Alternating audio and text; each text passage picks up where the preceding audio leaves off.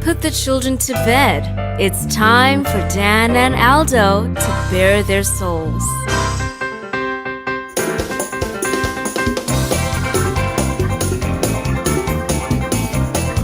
I love the Chicago Bears more than I do masturbating, and that is a lot. Then, with 3 seconds left, Bob Avellini throws a 30-something yard touchdown pass to Greg Latta, and the Bears win, and I literally shit my pants. I swear to God, I literally did.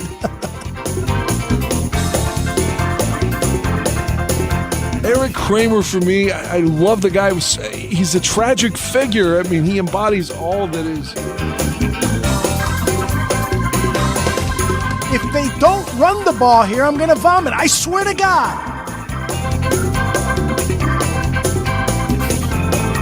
Look, I don't mean any disrespect. He just didn't play that well. Not for a guy of his caliber. You know, they won, but I'm going to be miserable all week because they stunk. I don't really have any recollection of that at all, but I guess perhaps I blacked it all out. So, Dan, tape is the ultimate tool for scouts and for coaches to evaluate players, to detect plays and so forth. And they spend hours looking at tape, right? Why do they so often get shit wrong? I love the efficiency of bourbon. Ladies and gentlemen, Dan and Aldo.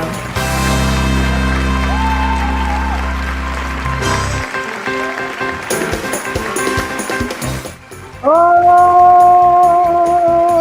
baby, I love this show. I love Dan Brock. I love Johnny Santucci. I love it. How are you, Dan Brock?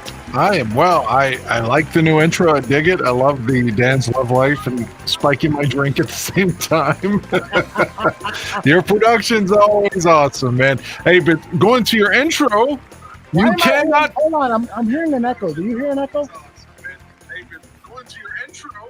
I hear an echo on your side, but not over here. That's me. That is me. Fucking shit. I blame John. It was me. Shut up, turn off your audio. It's fucking me. I love Johnny Santucci. So can I make a? I was going to make a point, unless you're still too distracted. No. All right, your intro is talking about I'm going to be sick if they don't run the ball. Well, you don't have to worry about that anymore. Mm-hmm. The most rushing yards for the Bears since a game in 1984 versus the Cardinals. Mm-hmm. I mean, and I know we're going to get into it, the muck and the suck and all that. Like, they won, but I'm sick because they did. The game was so what? But we're 2-1. We are 2-1. Let me just quantify that before we get into the negative. Mm-hmm. Well, you know, there is a feeling of panic. I think that's the theme for today's show. Panic or no panic. And you'll see, I want to play a little game of panic or no panic with you. Maybe get Tucci involved here. But also I pulled some media clips, and every time the topic of Justin Fields came up, there was a panic in the sound, in the voices of your Dan Wiederers. Oh, of course. By the way, not this past Gabriel Talks Football, but last week's at about the 30-minute mark, I say something about Dan Wiederer and Greg Gabriel, and I'm paraphrasing, fuck Dan Wiederer. He's such a negative. I take that as a victory from my viewpoint. I'm vindicated. Exactly. So I started laughing, and I go, I'm laughing because Dan, who I do a show with on Tuesday nights, is always saying the same thing about Dan Wiederer. That's hilarious. Dan Wiederer could get a blowjob. And moments later, be thinking, I don't know. It was just she used a little bit too much teeth. She didn't go to my balls well enough. I mean, this guy's always negative. Like he's always upset about something. Yeah, man, fuck that guy. Well, when we get to the media clips, his is going to be the very first one, so you'll be vomiting early and often. But I do sense that there is a panic among a lot of Bears fans about primarily Justin Fields, and the media, of course, is worried about Justin Fields. And so hopefully, Gabriel did a really nice job of trying to temper everybody's anxieties. But I think we can do the same thing here, because I'll just speak for myself. I'm not terribly worried about Justin Fields. Yeah, there's some concerning things, but I'm not terribly worried. Are you? I think the way I looked at it was, he's had 13 starts. He's had 13. That's not an excuse. Mm-hmm. That's reality. Exactly. So in theory, he hasn't even made it through his rookie season. Plus, he's had a new offense. He had a shitty coach before, and he's working through his problems now. So I want to paraphrase Aaron Rodgers, if I can, and say, relax. Remember that from a couple years ago? Absolutely. But I have to acknowledge that some criticism is warranted and valid. Like I told Sonny, I was like, man, his play is starting to give Mike Martz some credibility on this issue. Mm-hmm. He's the first week we say, oh, he had a bad first half because the defense was so unassailable. You couldn't get any yards on them. And then, but the rain, and that was sort of an outlier. But he's had two really horrible games back to back now. Yeah. And we won on Sunday, which again is a positive thing. If your quarterback's playing that badly, you can still win. But last week the sun was out. There was no rain, there was no snow, no inclement weather. You're at home against a team that, let's face it, is probably in the same part of the league that we are in terms of it's an even matchup. They're not Green Bay, they're not San Francisco. So it just felt like that was a game he should have played better. I kind of felt like it was going to be close, but I was upset that day. Like I was listening in the car live when we were coming back from Cleveland. I was like, I kept looking at Jenny and saying like, man, he's playing like shit today. I wasn't even seeing it yet. Mm-hmm. So it is disconcerting, but if you zoom out, I think you're like, oh, come on, man. He's going to be making his 14th start Sunday. Let's chill. Mm-hmm. Oh, Justin. Yeah, the thing that pisses me off the most is that, and I just saw Saint Omni in the chat room talk about mention Mike Martz's name, but that's what really bugs me, is that you get those guys who have been saying Justin Fields is going to be a bust or is a bust, and Mike Martz saying the bullshit that he said, and so right now they got bragging rights over us. They've got this, feeling of I told you I was right, but. To me, it's just like you said. It's 13 starts, man. It's learning a new offense. It's having all these other issues around you. And I'm going to show some tape in a little while after we do the media thing of some of the challenges that Justin has gone through. But again, also, you're right. He is responsible for some of his mistakes, and he just hasn't learned. Wide open receivers on that first interception, which again I didn't see until Monday because I listened on the way home Sunday. Mm-hmm. First off, I think that interception hit the ground, but that's beside the point. He had St. Brown wide open. Wide open right there. Like, don't throw the ball into I still believe the guy. We've seen him throw really, really impressive balls with Ohio State, right? Deep balls, like just incredible when he was surrounded by talent. But he didn't forget how to throw the ball. It's not like he suddenly isn't capable. So I can't buy into the fact that he's a bust and it's over. I just can't. I think as the Bears get better, he'll get better. Absolutely. And I think that when you realize just how much has been thrown at this guy in such a short amount of time, who just said, I think it was Ryan, somebody in the chat room just said that this guy was just handed Getsy's playbook 3 months ago. So, there's just a lot thrown at this guy. And so we have to be patient. There's no way. There it is, Ryan 233. Thank you, Tooch. There's just no way anybody should make declarative statements about Justin Fields and his future in the NFL and whether he's a bust or whether he's a superstar. It's just way too early for this to happen. And there's so many other circumstances involved in this. So let's get onto the media highlights here, because that is the main focus of how many clips do I got? I got 6 clips. All of them are about Justin Fields. We start off with your buddy Weeder talking with David Hall. The second clip, it's Brad Biggs talking about Justin Fields. Then Dan Bernstein and Lawrence Holmes gang up on Fields.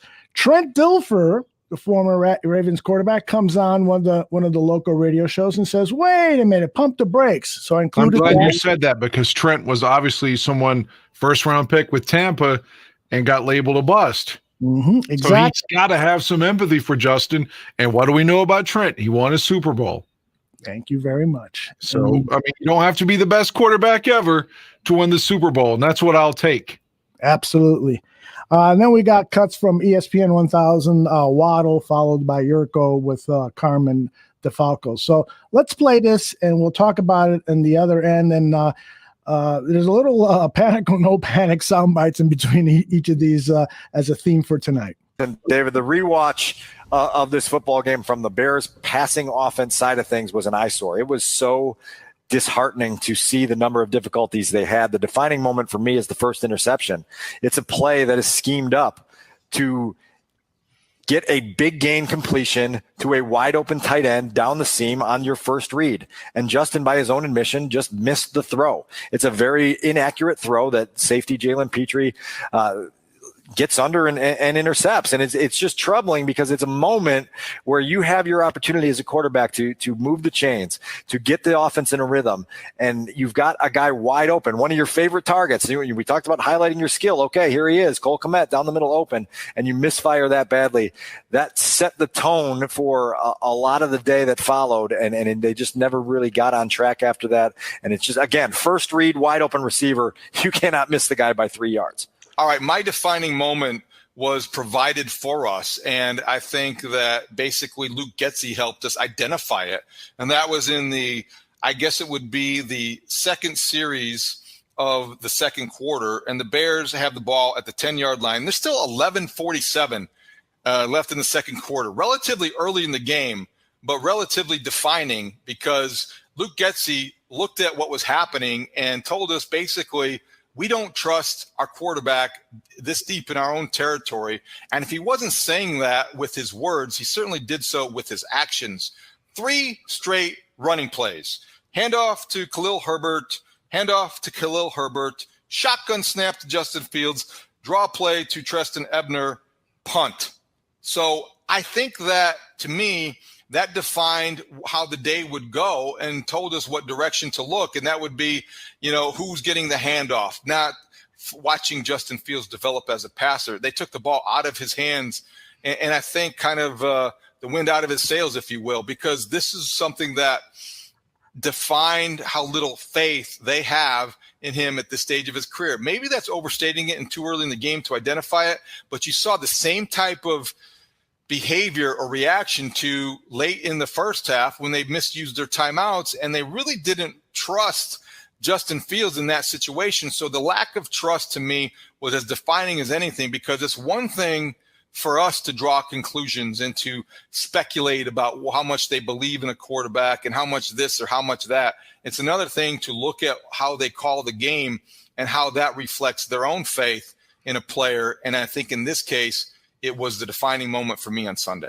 Yeah, you sat up in the jury box, also known as the press box at Soldier Field, and the verdict you came to after the game is that they don't trust their passing offense. I'm with you. I think it's a unanimous verdict in that regard. The question is, why should they trust their passing offense, right? And that would be the retort from Luke Getsy, Matt Eberflus, and the coaching staff, is that, man, we don't know what we can rely on in the passing offense. So, yeah, we don't trust it, and you don't trust it either, because you've watched the same things we've watched, for the last 3 weeks, that we can't hit even the easy ones, and that's a problem. Don't panic. know you go back and you watch the tape again like a lot of us do the day after, and I wondered how you would describe your feelings or where you are with Justin Fields and his development after seeing it a second time, because I was concerned Sunday coming out of that game. I think I was more alarmed after watching it a second time just at how many open receivers he missed and how unable he was to pull the trigger. Yeah, and I think that's an interesting conversation when you consider what Matt Eberflus said yesterday, guys, right? That was I'm like, because what were his main points when he talked about the quarterback yesterday? Number one, he talked about the footwork being better, and you could certainly see that, and I'm not going to pretend to be a quarterback whisperer here, guys, but it looked like the footwork was definitely off on that first interception. And I know we talked about this back in late August, early September. They talked about the foot them and how they went down to ground zero to kind of rebuild it. And all that stuff sounds great, and it can look super in April, May, June, July, August when you're in practice. It's muscle memory, right? And it takes thousands of reps to change that. And the big question is, okay, when there's defenders coming at him, can he maintain this new footwork, right? This fundamental change in how he operates in the pocket. And it's been a little clunky, right?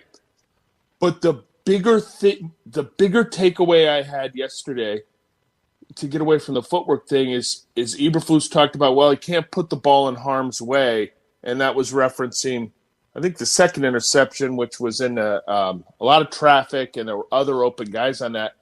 And I'm like, you're telling a guy, and I understand why he's telling him you can't put the ball in harm's way, but he's a guy who is not pulling the trigger on open wide receivers. We talked about it yesterday morning, the 29-yard run in the first quarter. It was the 5th or 6th snap of the game. He's got Equinemius St. Brown wide open on a corner route. Ball's got to come out. So I'm with you. I think they've got a real problem with him not seeing these receivers as they come open and getting rid of the ball, and telling a guy he can't put it in harm's way that's not getting rid of the ball. That there's a reason why the Bears have completed only 23 passes on the season. I understand that quarterbacking development is decidedly non-linear. Use whatever euphemisms you want. But Justin Fields is getting worse. And I see quarterbacks who aren't as talented, who don't have the physical skills, who don't have the measurables, who just make the throw. I watch Cooper Rush isn't good. Davis Mills isn't good. Just make the throw, though. There's a throw that you've practiced. You see it on film. You get it on the board. You rep it and you rip it. And it's repped and repped and repped. And there's a handful of plays you're comfortable with. And just see what's going on and pull the damn trigger. I'm happy the Bears won the game. I'm happy they rolled up 300 yards of rushing offense. You want to play like old Oklahoma wishbone stuff from the 1970s, go ahead. If you want to win games that way, whatever that week, if you want to get yourself a shocking 10 victories doing that and take your chances in the playoffs, I am not here to argue with you. I don't think you can do it. I don't think it's sustainable. I think that's a bad roster that you beat in the Texans, but it can't. It's got to be better than this. He can't get worse. Well, he has been. Sunday's game felt like, oh no, like this is real regression that we're seeing. And yesterday, Layla and I were trying to figure out if what we're seeing from Justin Fields, is it something that's mechanically wrong, or are the things that are wrong with him mechanically because of the way that he's processing the information? I feel like he might be too smart of a guy. You know what I mean? That he is taking all of this in, and he is taking all of it. And what's being asked of him, they're asking a lot. I'm not sure that he's able to slow down enough or to let go of enough stuff to get to the next thing that he has to do in his development. And even after the game, where it's him and Darnell Mooney, where Mooney's got the jugs machine out there at Soldier Field. Stop. Don't catch the ball after the game. Catch the ball during the game. Well, I mean, you got one at home, so I don't know why you felt the need to do that. And then Justin's out here on the treadmill, and I'm like, I get it, they think that they're going to grind their way. Like, I'm going to keep working harder and harder and harder. The opposite might be true here, that you might just need a break. You might need to stop grinding. When you know that you're going to throw it and you have a clean pocket, put your foot in the ground and drive the ball. And that's the part that scares me the most, Dan, is I'm not seeing him do that. He's not throwing from a solid base. Therefore, you're seeing balls flutter, you're seeing balls sail, and I want that fixed immediately. But I also want to understand, is there a cause and effect here? Is it because he doesn't trust what he's seeing, that the feet are staying kind of on the move? And is he processing it fast enough to go, oh, I know where I'm going with the ball, let me rip it, and then he can set his feet and throw? There were 2 good throws like that. The one to Komet was a really good throw. But the other throws where the pocket was clean, he's throwing ducks. Stuff has to be on time. And when they run, 4 verticals, and 3 of them are open, and instead he ends up scrambling for 30 yards. Yeah, it's great, but I'd much rather the ball come out and you get it in the hands of a playmaker down the field. It's so much easier that way. Yeah, but we also have questions about whether or not the Bears actually have playmakers on the field too. There's a lot here, Dan. And the crazy part is we're talking about a team that won. Trent Dilfer with us. We are honestly a little panicked around these parts about Justin Fields. Panic? Is there any way to polish that turd? Yeah, actually, and I'm not just doing this to be pro Justin Fields or a contrarian, and I kind of read some stuff this morning how negative everything is in Chicago right now. First, you got to start with you never apologize for a win. Okay, so just start there. It's hard to win in the NFL. They put together 4 really nice offensive drives to score points, 2 touchdowns and 2 field goals. They ran the ball incredibly well, which is a huge sign for any team. I mean, I guarantee you Tom Brady wishes the Bucs were running it better. So that's a huge sign. The 2 interceptions are horrible. Now, the first one is not a bad decision. The first one, he just loses control of the ball. He kind of comes out funny, gets way too out in front of the tight end, makes the right read. His eyes start in the right place. His feet are right. He just loses control of the ball. So that happens to people. You hope it doesn't happen a lot. And let me finish on the first one. The first one would be a problem a huge problem if the rest of the game he struggled with the same type of accuracy problems, but he didn't. That was he really had 2 that I can remember bad misses: the interception and then the swing route to the right where he throws it too far out in front of the wide receiver. I might be forgetting one other, but he was not habitually inaccurate. The second interception is just awful. I mean, it's a lack of awareness of the safety rotation. I think he gets tricked. Then he kind of panics and tries to throw it to the inside bender when he has the outside rail and the guy in the flat wide open. The guy in the flat may or may not get the first down. So that one's awful. But then you look at it with an objective eye, and he comes back off the second interception and rips that, I don't know what you'd call it, stop route in the middle of the field to Mooney and versus really tight coverage. They have a couple nice bootlegs. He does some nice things.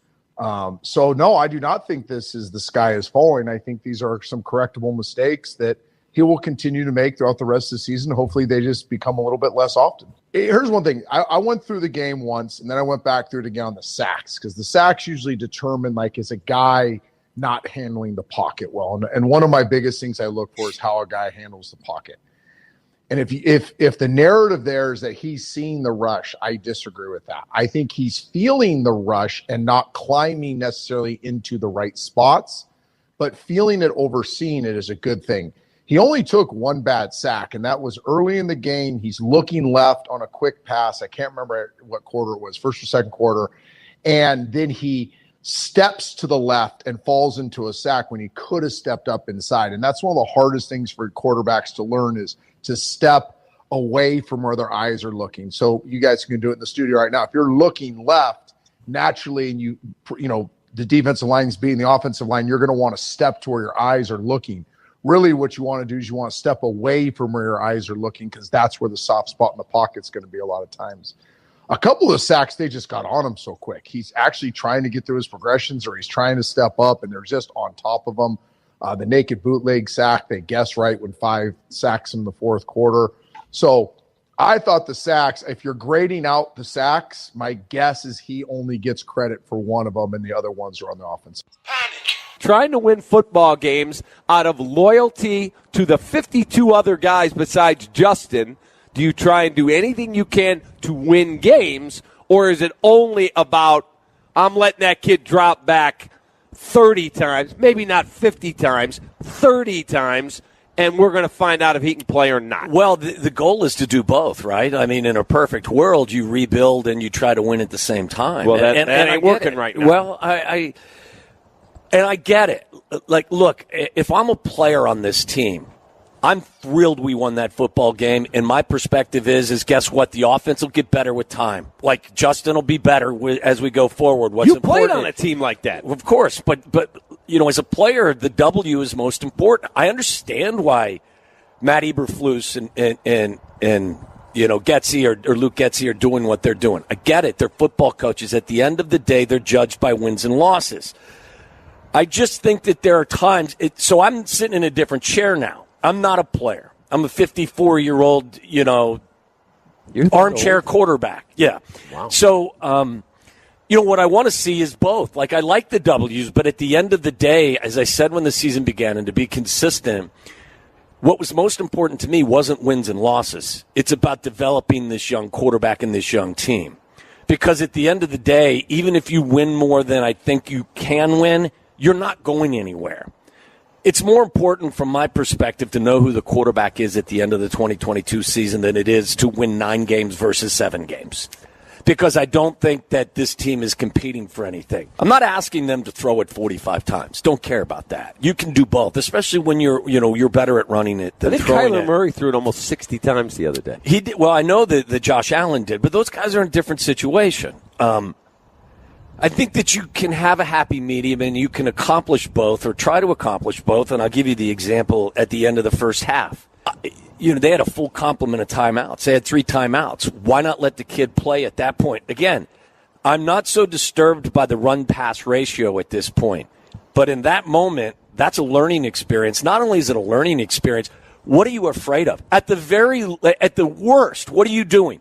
Giving the ball back to the Houston Texans and Davis Mills. That's the worst case scenario. You're not giving the ball back to Matt Stafford and the Rams. You're not giving the ball back to the Green Bay Packers and Aaron Rodgers. You're giving the ball back to the Houston Texans and Davis Mills if it all goes wrong. In the meantime, why not let the kid go out there, play with a little tempo, and see if you can get something going into half? You're not getting the ball to start the second half. Correct. So, like, that's an example to me where you could actually try to accomplish both without compromising the chances of you winning. Now, again, and I heard you say that Alex and Lance, two fabulous Brown players, and Lance Briggs both said, get in the locker room. You owe it to the rest of that team, because when he gets sacked and fumbles or gets picked off and they score, the other guys are, what are we doing, coach? And I get that from a player. Wani, Dave Wannstedt, who sits with us, would have used the timeouts. He said, I would have challenged the kid. Yeah, I would have too, and that's the point. But I get what Lance and Alex are saying. It's not what I would have chosen, but I don't think it's a crazy notion. They're in win mode, and I get it. I think you can at times do both, and it's. I think it's on display as well when you ask the kid to throw it 11 times. Going back to the Green Bay game, I think he was 7 of 11 and the stat line or something. And I know he for 70 yards. Look, I get it. At the end of the day, they only ran like 45 plays, and they called like 20 or 18 or 20 passes, and some of them end up in sacks, and some of them end up in quarterback runs. I just think you can be a little more balanced. You can try to help the kid along and see where he's at, and also try to accomplish your goal, which is winning the game as well. So I think that there are moments you have to pick and choose them, and as I gave you the example at the end of the first half against the Houston Texans was, I think, a glaring example of where they can have their cake and eat it. Don't trust him. Okay, but, listen, this is professional football. I get it. They don't trust him totally. They don't trust the protection at times. They don't trust that guys are going to be open consistently. But you put the film on, and there is time. There are guys open at times. Maybe not every play, but there are opportunities. And I get it.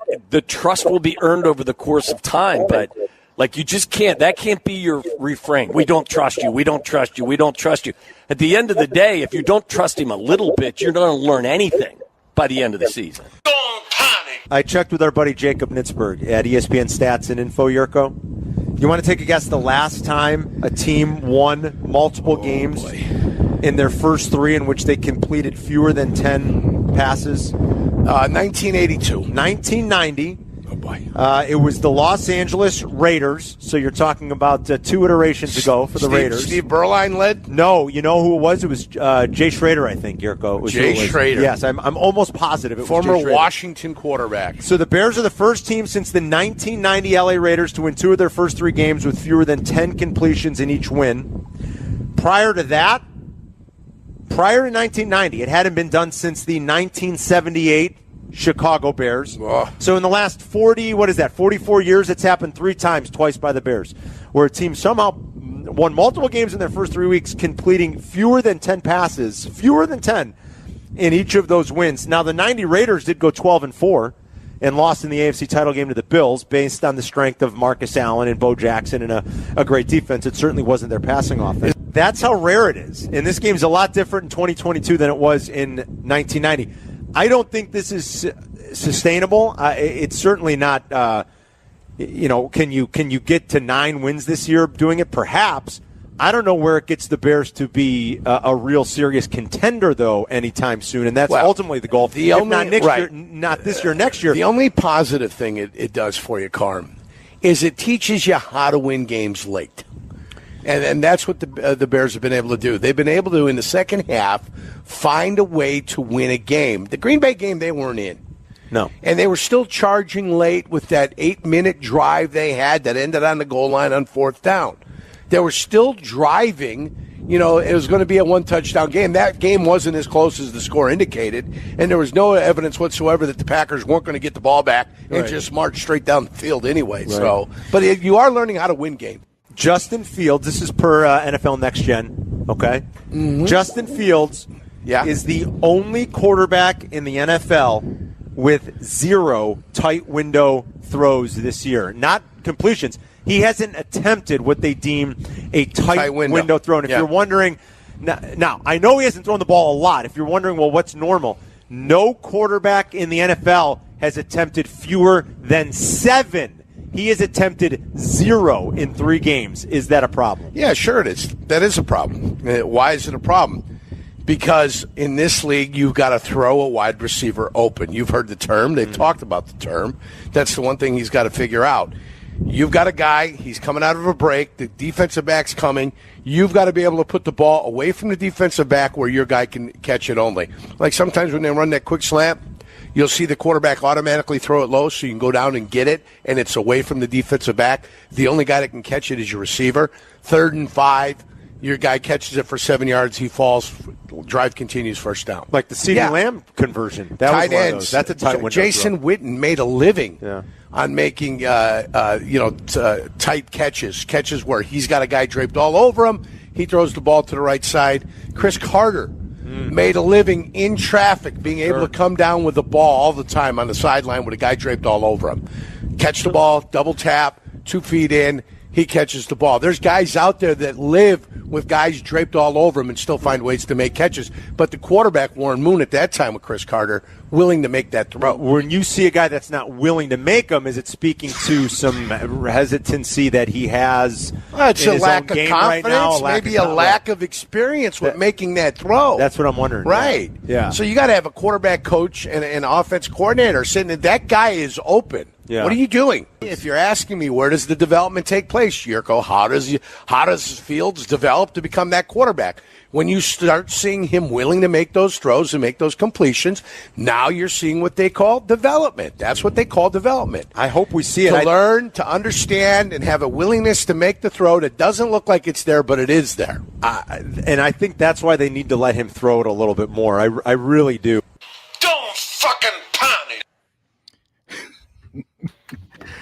Dan Aguirre, are you panicking now that you've heard this? No, I've got a lot of notes too. If you'd like to start in on this and dig right into it, brother. All right. First off, David Haas said a good point and a bad point. I thought he was talking about two different things, but they both were the same point. Like it's some juncture in the second quarter before that final possession at the half. He was talking about the Bears were pinned deep, and they had 3 straight running plays and then punted. And he was saying, but he wasn't saying it definitively that this is the Bears not trusting Justin Fields. But in that situation, if you're pinned back that deeply and you're running the ball very successfully, as justified by the statistics of this season, I don't necessarily think that the Bears are trying to just like, 3 and a punt there. It just happened to work out that way because they're running the ball so successfully in other stages of the game. I think he was just trying to get the Bears in more fortuitous field position there before he took a chance of getting sacked or fumbling or a bad snap in a shotgun or whatever. And at the end of the half, I kind of agree that one did sort of make me wonder, because you have the timeouts. Does that mean that they don't believe in Fields or as much as they should? But I think both of those are kind of stretches because, again, it's week 3. But I agreed with him that it is a sign of maybe something you need to worry about within the context of that one game, that they're being so conservative at the end of the first half. But the other possession, I thought they thought that they'd get a first down running the ball. Okay. What do you think? I think that they are coaching to win the game. All right, Herm. Foremost. Hello. He's in big trouble, isn't he? I think he's been fired as coach, and some of the assistant coaches were all plotting against him and making Herm Edwards? Herm Edwards over at Arizona State University. I think I got that right. Wow. But that's the issue here. Yeah, all of us would love to see, with less than 2 minutes to go, 3 timeouts, for Justin to go out there and sling that baby, get us into field goal position at least, and add 3 points, because we weren't, as David Hall pointed out, we weren't getting the ball to start the third quarter. Try to get some points at the end of the first half. It was very conservative, but I think that they were thinking, the coaching staff is, let's play it safe. This is what we do here in Chicago. The general manager pays attention to his board when he's drafting. He doesn't overspend on free agents, and we don't take unnecessary chances with the ball and don't cause so many exotic defenses that they're very conservative team. And so from that standpoint, hey, it's working. They're 2-1. Right. Now, how long is that going to work? That conservative approach, we'll see. All right. Well, I'm going to skip around. I'll come back to, I was going to do them chronologically, but when you mentioned the winning, and now later in the piece, he brought up what I was going to say because my head was about to bust. But when it was on Carmen and Yurko, he was saying that the Bears are the first team since the 1990 Los Angeles Raiders. He may have even called them the Oakland Raiders, but the first time since the Raiders to have 2 wins with 10 or less passes, I think was the stat, right, since 1990, with having 2 wins in your first 3 games. Again, the Raiders went to the AFC Championship that year and arguably would have gone to the Super Bowl had Bo Jackson not gotten injured in the Cincinnati game. And for them to say the Raiders didn't have a passing game, I don't remember what the first 3 games of the 90 Raiders season were, because, again, I'm not a Raiders fan, but I do recall they had Tim Brown, Willie Gault. We had him. Remember how fast Willie? We had Willie Gault, Tim Brown, and Mervin Fernandez. They could throw the ball, and Sam Grady, I think, may have still been around too. You had speed. Maybe Jay Schrader had a bum arm or something then, and they thought Steve Bernline was a quarterback then. Like, God damn, man, how do you not know this shit? But again, the Raiders weren't throwing the ball early in the season, and they still made it to the AFC Championship game. So that leads me to Tom Waddle, and I love Tom Waddle as a player for the Bears. How could you not like Tom Waddle? I love him on the air. But for him to definitively say the Bears aren't going anywhere, I mean, I don't agree with that. And how would have Tommy have felt in 1991 if somebody had said that to him? Oh, you're not going anywhere. Why do you care? You're off the practice squad this year, but your catches don't matter. You're not going anywhere. I mean, come on, man. How can you say they're not going anywhere? They're 2-1 again. That could easily be 2-2 Sunday, and then 2-3, which God forbid, I don't want that to happen. But I'm not saying they're going to the NFC Championship right now. But don't be dismissive of the team and just say wins don't matter. I can't buy into that. Wins matter, man. I'm totally with you 100%. It was insulting for Waddle to say that, and I don't understand why he would say that. Some of these guys, David Hall, Tom Waddle, sometimes they say really insulting things, but it's even more surprising when it comes from a former player, and he's basically dissing the chances, as remote as they may be, but the chances of this team potentially making the playoffs. That is still very, very doable. Are they that remote though? There's 7 playoff teams now. Are they? Is that really that remote? I don't know. I don't think it is. I only say it's remote because of the injuries, some issues on player personnel. We can talk about this more later, but I think that they are struggling right now to beat the Packers, and that's the NFC division champion. And so maybe they can squeeze in with a wild card, but there's some other good teams in the NFC. So we'll see. And right now they've got a win head-to-head versus San Francisco. So let's remember that. Yeah, I mean, Dan Bernstein. Oh, fuck. He had me really mad. It would be like the stuff that Dan Bernstein was saying about the run game sounded like what if you could give Matt Nagy truth serum and he sat down with us in week 3 of last season, that would be the stuff Nagy was saying about why he doesn't like to run the ball. Running the ball doesn't you can't score running the ball. You can't win running the ball. You can't run it. But that's 1970s football. I'm here to throw 39, 59 times a game, 60 times a game, because that's what wins in the league.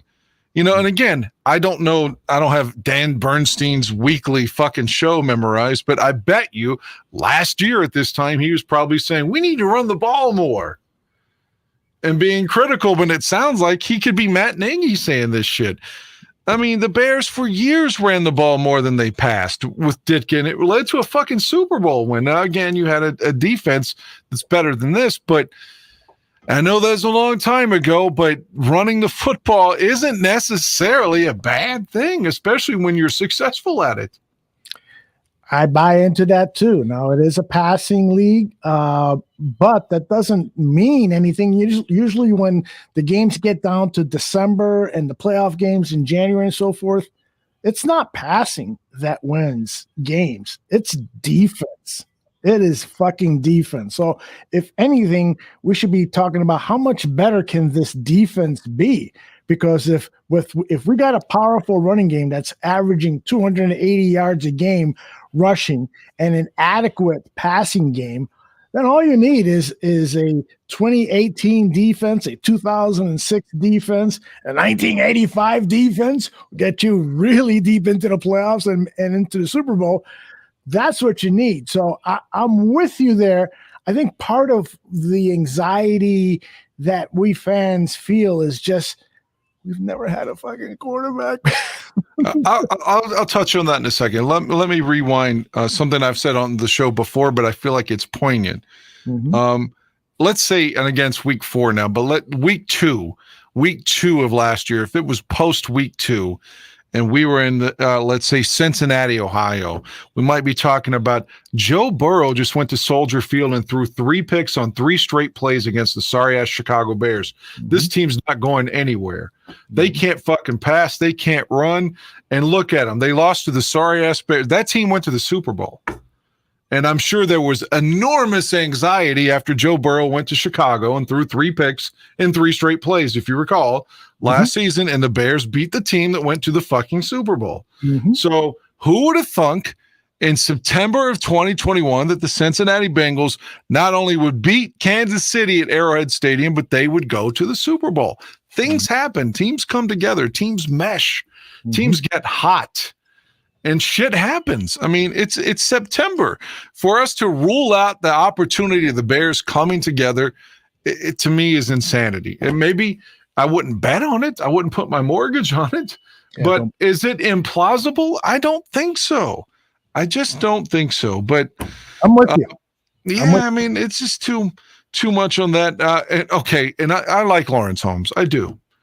But criticizing the players for working hard after the game, criticizing Mooney for saying I'm going to go out and catch the jugs, and for Justin to work on his cardio after the game. He feels like he comes out in the presser and he says, I played like shit. I got to do something. He's probably alleviating stress by getting on the what am I looking for? I was wanting to say stairmaster, the treadmill. He's alleviating stress. He's like, I just played so poorly. I've got to get this out of me somehow instead of sitting here and fretting over it. How could you criticize the guys for wanting to work out or be better? I just don't get it. So glad you brought that up. First of all, I think that Holmes is some of Dan Bernstein seems to be rubbing off on him, because I've never heard Holmes take that approach to a player working hard. And secondly, he failed to realize, I took it as, this is Mooney reprimanding himself. This is Mooney telling himself, go to the fucking corner and do 150,000 push-ups or something like that. He felt so bad about his performance that he wanted to punish himself. Of course, catching passes immediately after the game isn't probably going to help you next Sunday, but the mentality of making that decision and going out there and not celebrating with your teammates and going out there and doing that to me is an offense that you should embrace, not fucking shit on. Yeah, I don't understand the criticism, especially with Fields in that situation. He's obviously cognizant by his own words.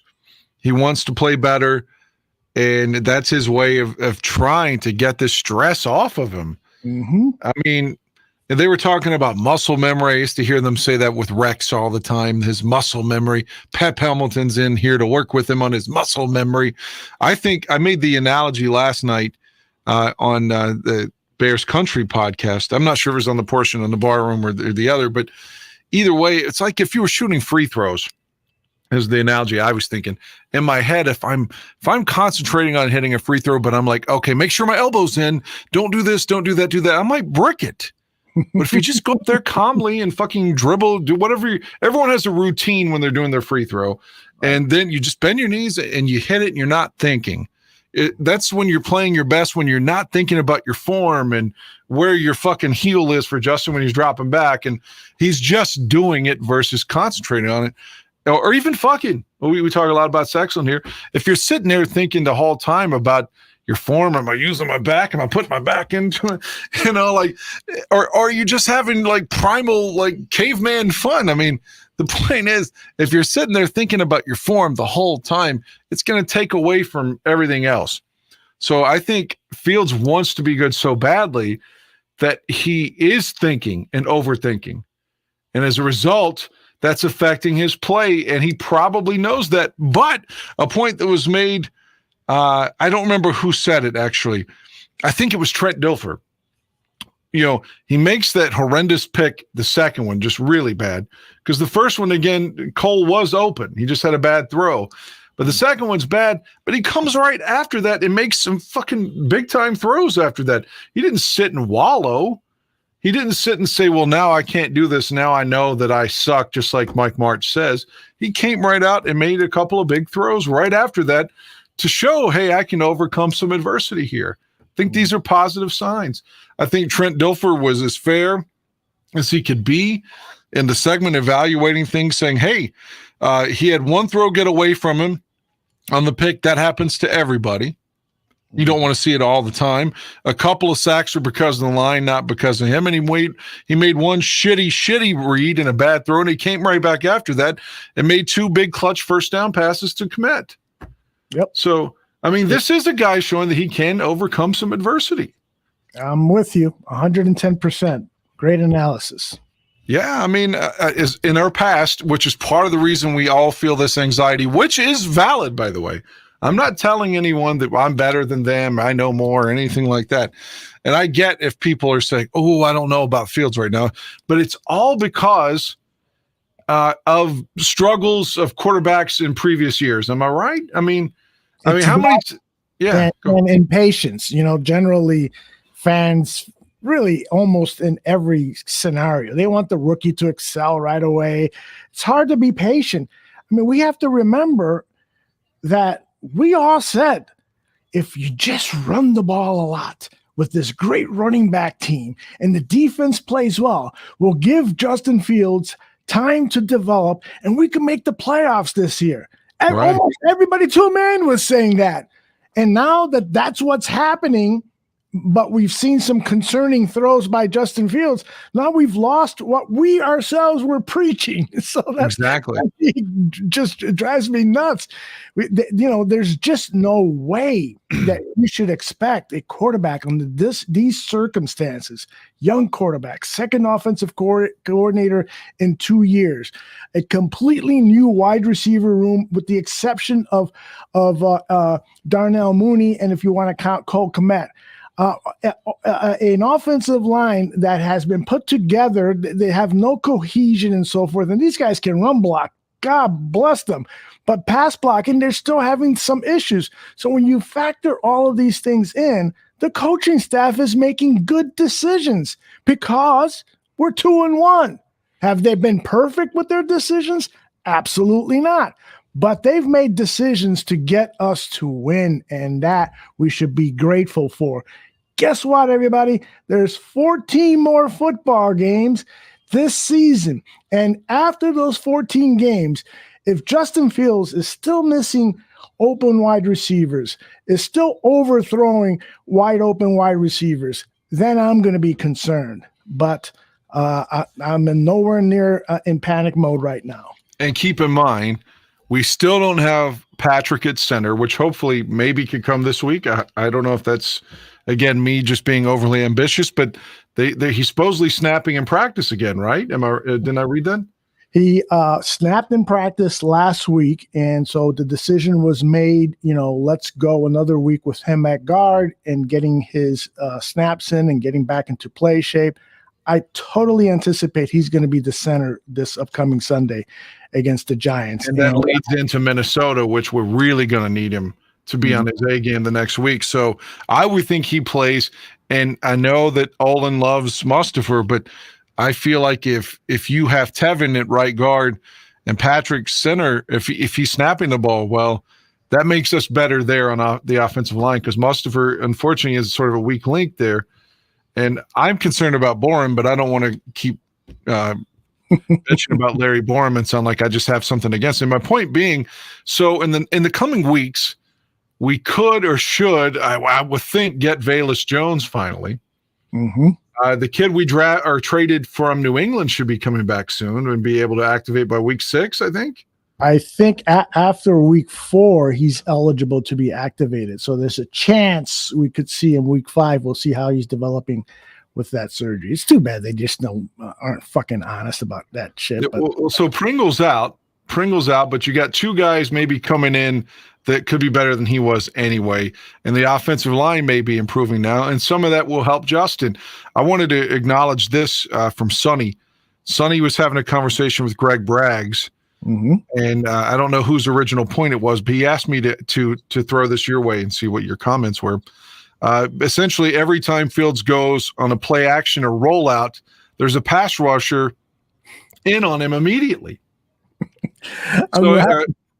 I'm laughing because I've got a videotape queued up right now to show you that he is absolutely correct. Take a look at this play here. I'm going to freeze it here just to get you out of the way. And so this is going to be an RPO. Fields will drift off and circle off to his left, and there's going to be a defender right there. And this is happening more and more because they know this is one of Justin Fields' strengths. They don't want him to get outside the pocket. So they immediately send somebody in, see the guy right there in front of Justin Fields' face. And so he's got to make a quick decision, not allowed to set up properly, and he throws an errant pass. Now, here's the goal line view of it. So you'll see that after the handoff, after the RPO decision is made, he goes to his left, and there's a guy right there in front of him. And unfortunately, he just overthrows that guy a little bit. You see the player streaking down the field there? Yeah, all the way up on the left. Exactly. Yeah, God, if he makes that throw, then exactly. I mean, he doesn't have time to set up, though. He doesn't have time to set his feet. He's already oh shit, I'm about to get hit mode, Right. So here's my question here. The tight end, the guy who is in the slot, or he's in motion now. He could have blocked that guy that was coming in. I don't understand why 85 Cole Kmet didn't smack him right there. Just fucking hit him, at least chip him. Right. Because if you know the play, Justin Fields is coming in that direction. At least chip the guy to give Justin another nanosecond or two to look downfield and make a more accurate throw. But Cole Kmet doesn't even look at the guy. He just goes straight out to be the short safety valve on that play. That I just don't understand that. It was kind of frustrating. But again, somebody who knows a lot more about football will say, well, in that case, he's supposed to do this and that and so forth. I don't give a fuck. I know if I was out in the field, I would have fucking chipped that guy because I knew my quarterback was going to be right behind me on a rollout. There was a sequence in the fourth quarter. I don't remember at what time, or I didn't make a recording of it, etc., where Fields got hit. I think it was toward the right, from the right side of the line, and the man in motion went to the left. Mm-hmm. Now, that could be Fields' own fault for sending the protection to the wrong side, but I was thinking after watching it, I was like, if the motion man comes back, then he's got someone to help him there with the blitz coming on the right. But I guess that's inexperience as well, that he's sending his own protection the opposite side of the field. Now, I don't know if that's maybe that is Justin's fault. I don't know. Yeah. But it seemed like the motion man, he should have called him back over, and he's protected there, and he has a potential touchdown pass. That's later in the game. But considering I don't have the video, maybe it's a moot point too. But that was my recollection of it. The motion man went to the opposite side when the blitz was coming. Yeah. I think I remember that play, and there's all sorts of plays like that are working against Justin Fields. So we have to be careful not to lay all of the onus on Justin. Take a look at this one. I know Chubbs is in the chat room, and he is probably the number one hater of Sam Mustipher. He's going to love that I'm actually sharing this with people.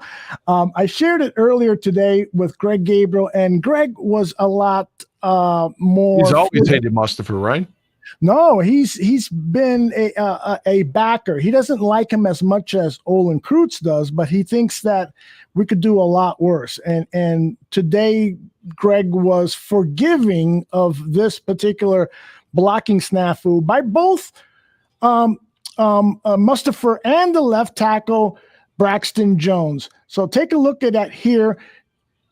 Mustipher at the center. He's got the nose tackle over his left shoulder in that one gap. And so he is going to move to his left, and then you got the left guard, Cody White, here curling on a sweep, and it creates a traffic problem for Sam Mustipher. But what Mustipher does wrong first is that he steps forward as opposed to going laterally with his man. So he steps forward, and now he loses him, and all of a sudden Justin Fields is under severe attack. And he took a pop, too. He did, because there was problems on the right side and problems on the left side and problems in the middle with the offensive line. So how can you blame Justin Fields when he's facing this? Yeah, I mean, there's three guys draped all over him. The poor guy, I feel sorry for him. Here it is in slow motion. Braxton Jones, number 70, loses control of his guy, and David Montgomery can't hold his block. I mean, he had no fucking chance at all. We were talking last night. Again, I think it was pointed out that Alex Leatherwood is the backup right tackle, and Riley's on the left side. But maybe it's because they don't want to pay him. Everything's incentive. But if you have an insurance policy of a guy that's been proven to be at least an above average lineman, at some point maybe you get your appropriate center, and you get Jenkins at right guard. Do you put him in at right tackle and say, look, I know we're trying to develop Borum, but fuck, let's protect Fields. Yes. They've been saying all along, it's the best 5 are going to be out there. The best 5 are going to be out there. To me, right now, it's really hard to determine who are the best 5. Like, for instance, Darren, if I told you, given the players that we have now, remember, Leatherwood is on injured reserve, won't be available for probably the middle of the season, if that. So he's out of the equation. Give me your best 5, starting at the left tackle and going all the way to the right tackle. And I'll ask people in the chat room too. Tell me who you think are the best 5, because I think we're going to see lots of different combinations pop up here in the chat room. What do you think? I mean, Braxton's given up, 3 sacks already, but still, I feel like it's unrealistic to say he's coming out of the lineup. They like him, and I think he's going to improve too. It's he's only had 3 starts. So I won't remove Braxton at left tackle. Whitehair is always kind of like, shouldn't you be better? Exactly. Shouldn't you be better? You have the captain now. I mean, you've been here since fucking Cutler was here, for God's sake, man. Like, can't you be better? But I'll leave Cody at left guard, at least for the rest of this season. I think he's gone after that. I'm going to put Lucas Patrick at center. I'm going to put Tevin Jenkins at right guard, and I'm going to put Riley Reif in at right tackle. I know that's probably not going to happen, but that's what I'd like to see. Well, very interesting. Let's see some of the other combinations here. This is Cliff Victoria. He's got Braxton, Whitehair, Lucas, Tevin, and Borum. So not a major change. He's basically just substituted Mustafa and Lucas. CJ Williams says Borum, Jenkins at left guard, moving Whitehair back to center. I thought we saw enough of Whitehair at center. Yeah, he's not the best at snapping the ball, that's for sure. Lucas Patrick, keep him at right guard and move Braxton Jones to right tackle. So you're flipping Borum and Jones. Interesting choices there. Who else? Anybody else chime in with a couple? Here's Leo the Factor.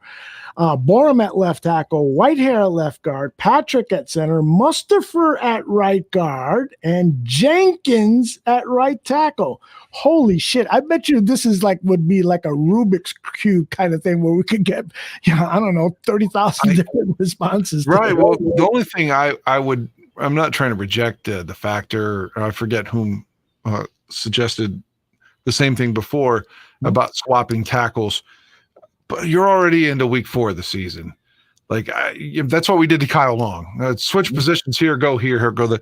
If we're trying to develop Braxton Jones, I mean, I'm gonna keep him a left tackle the rest of the season unless injury or just horrific play. And I don't think he's played terribly. I think he's a young man who was a 5th round pick and doing the best he can, and hopefully he'll get better. I don't want to move him yet. Is what I'm saying. Maybe that's something you do in the summer. I don't know, but I think for 22, that's our left tackle. Again, he's given up a couple of sacks, but I don't see it seems like Borum gives up consistent pressure. Even if the guy's not hitting Fields, his man's always coming when I'm watching. Borum or Mustafa, to me, are the ones that are in a little bit of Whitehair. It seems like Jenkins is doing fairly well when he's in there. And again, Braxton's given up a couple of plays, but to me, it's Borum and Mustafa that are about to get him killed. Mm-hmm.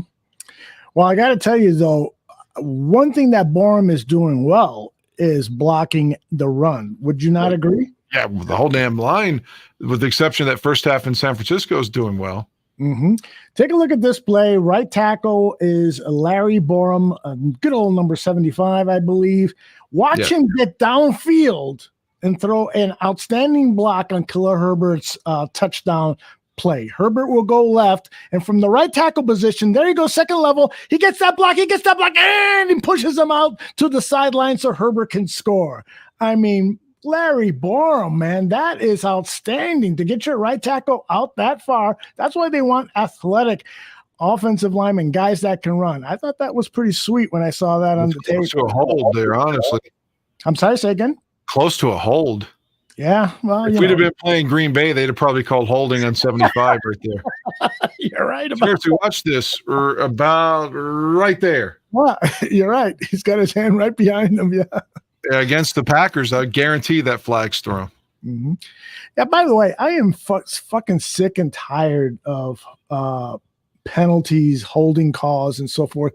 Can they do anything with the rules?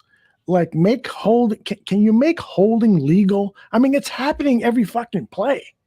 I mean, make holding legal, and then give something to the defense. You know, you can kick him in the balls. If somebody holds you, kick him in the balls. Hey, it's off fair. I mean, obviously they're not going to do that. But if they were going to give holding to the offensive line, then I say you take away illegal contact. You let the corners fucking, like, you got to be a man. Fight off of them, man. They're going to put their hands on you 7-8 yards downfield, and let's see who can win. I like that idea. Like a 70s, like the Raiders, Steelers, where both defenses are just beating the shit out of their receivers. Mm-hmm. To the point you recall Chuck Noll was trying to get the Raiders on criminal charges for a hit on Lynn Swann in 76. That's okay. Hey, well, maybe they could test it out on some games, some preseason games. Or what about testing it out at the flag football Pro Bowl game? Can't the Pro Bowl just be canceled at this point? It's a flag football game. Well, make it the Pro Bowl. Make it like veterans coming back out of retirement to play a fucking flag game. Well, but you did hear that they canceled the Pro Bowl, and now it's going to be a flag football game. That's what I was commenting on. That's what I'm saying. Why not just have it be like legends from the past playing flag football? That would be more interesting. Wouldn't you rather just see like Jerry Rice playing flag football than this year's Pro Bowl receiver? Fucking A. Well, I thought, really what would be the best that I think would get good ratings and would be a good promotion for the league is just have one of the college all-star games take the place of the Pro Bowl game. I mean, that's a game that matters, a college all-star game, because everybody's fighting for draft positioning. They're all fighting to impress scouts. And that would be better for me than watching Lynn Swann in a wheelchair going out, or guys, modern today professionals going out and not really playing football.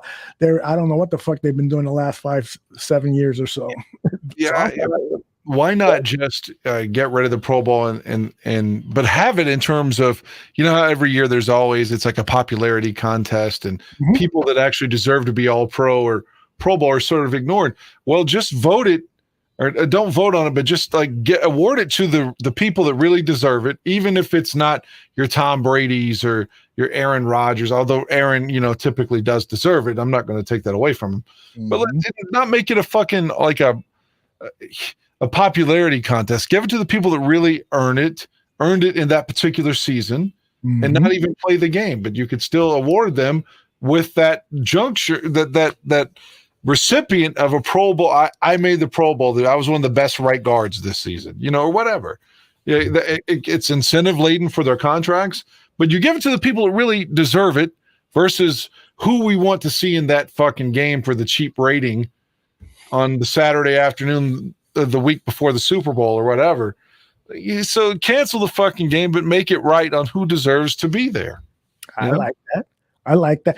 By the way, Troy just gave me an idea. He posted this a second ago. Let's see Favre versus the state of Mississippi for the Pro Bowl. How about if you did like a longest yard thing? So the Pro Bowl game is all former NFL players who are now incarcerated, because I do believe Brett Favre will be eligible for that game in the near future. He lost his gig with Sirius. That's right. They a temporary suspension or something is how they term that. Yeah, but he lost that gig. I mean, it doesn't look good when you're taking money from, in the poorest state of the union, knowingly taking money from their welfare system so that your daughter can play volleyball on a better court. Yeah. Crazy. Or whatever they call volleyball. Is it a court? I don't know what they call it. Court. Yeah. Cliff is right. We're not looking at this from a financial standpoint. So that would definitely change ideas. But the game does get good ratings, and so they've got to have something because it's a moneymaker for the NFL. The networks are still paying for it because they're getting good ratings. Now they have canceled the game, so we'll see what this flag football, the flag football thing could end up being a pretty good attraction, a good entertaining game and also promote flag football, which is something that the league has been trying to do.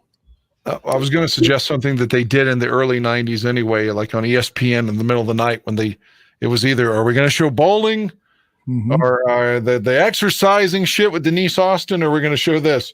But remember, like for years, the highlight of the NBA All-Star game was either the 3-point shoot contest, a dunk contest. So I know they used to have like the quarterback challenge and stuff, but maybe the Pro Bowl weekend, something like that, where you highlight receivers and quarterbacks and have like a competitive thing where there's nobody being hit on like the quarterback challenge, the equivalent of like a dunk contest or something, where you have your name guys there. They get a free trip to Hawaii or wherever they're going to have it, maybe the same city as the Super Bowl, and just them slinging the ball around and throwing it to wide receivers and such. I mean, maybe that's a shitty idea, but it's something. Do you remember, you said something that just sparked some memory, the Superstars back in the 1980s, I believe it was, on ABC TV? Yeah. All right, so maybe they do something like that where they have all of these Pro Bowl players play, basketball against one another. Oops. And then somebody blows their knee out, and then that's that, because they'll be violating their contract. We were talking about that last night. It's so Chicago for someone like Jason Williams to be like, he was riding a motorcycle. He's out he's out forever. That's right. You remember this? There's Scott Tinley. I don't know what sport he's that from. Mustache is horrible. Vince Coleman, great baseball player, St. Louis Cardinals. Yes, indeed, outstanding. And so this can't be good. I remember watching Joe Frazier in that swimming competition. He didn't swim; he sunk. Man, he went straight down all the way to the bottom. I should go back a little bit and see who the participants are, because that's but Joe Frazier's whole thing in life was his big left hook. Yeah, that's right. No one said Joe Frazier's going to fucking go swim. I mean, I don't know why the hell. There's Greg Louganis. Remember, he hit his head on the diving board at the Olympics. I remember seeing that live and thinking, how the hell is this guy still alive? And then we learned later that he had HIV at the time and didn't know it. And well, didn't he know it, or he did know it and didn't say anything? I think he didn't know it, and his blood was everywhere. I didn't think he knew yet, but maybe so. Yeah, I don't remember. That was in Seoul, Korea when that happened, right? 88? Yes, indeed. Todd Worrell, he was a pitcher, right? Good pitcher of the Cardinals. Man, you know your baseball too, bro. Well, the old baseball. I don't watch it now. I can't. How can you have the fucking DH in the National League? I just fuck it, man. Mm-hmm. There's Mark Gastineau, the big sack man, dance man with the Jets. He looks like he's freezing his ass off after the swimming competition. What's up with the mullets and the mustache back then? I don't know. Somebody told me, hey, your hair looks like a mullet. And this was years ago. And I can't live that down. I can't believe I was walking around with a mullet. Okay, let's see who everybody's got this horrible mustache. Everybody except him. There's Roger Craig. A great running backs or fullback. You can play both. There's Gastineau. And there's Todd Worrell. All right, you want to pick a winner on this one? Let's go. Maybe that Scott Tinley is going to win it with his Hulk Hogan mustache. Yeah, I think it's going to be Vince Coleman again. Yeah, I think you're right. It is. No, it's Todd Worrell. Wow. Look at that. Well, there's our look back. Retro would be proud of us that we're showing an old episode of the Superstars. Let's not have his thoughts on it, unfortunately. Don't send me a video, Retro. Whatever you do. I hate to say that. I've got a couple of sound bites here that I'd like to play. A couple of them I actually played on the Gabriel Talks Football show, but I wanted to get your take on this. This is Flus talking about Lucas Patrick starting over Tevin Jenkins on Sunday's game against the Texans. It's about practice. So we evaluate practice. Wednesday is a big day for us, Thursday and Friday. And we thought that, Lucas did a good job of practicing. He was solid in his practice. And, Tevin did a nice job, on Thursday, Friday, but needs to have a better Wednesday for him to be able to step into that role. What the fuck is that about? Tevin Jenkins shows up to practice Wednesday and he doesn't have a good practice. So he doesn't start.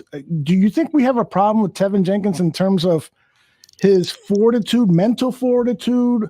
I don't know exactly what he meant by not having good practice, but I immediately assumed that he didn't show up ready to play hard, ready to practice hard. At first, I thought he was just trying to be polite, and they're not going to come out and say that Lucas Patrick needs reps so he can be ready to play center because he missed all of the camp, and we're just trying to get him reps here. That's why they're alternating.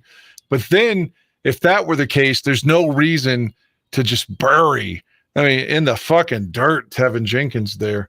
Yeah, man, I don't know. How could he be performing so badly on Wednesday, but he's doing well on Thursday and Friday? Yeah, I don't know.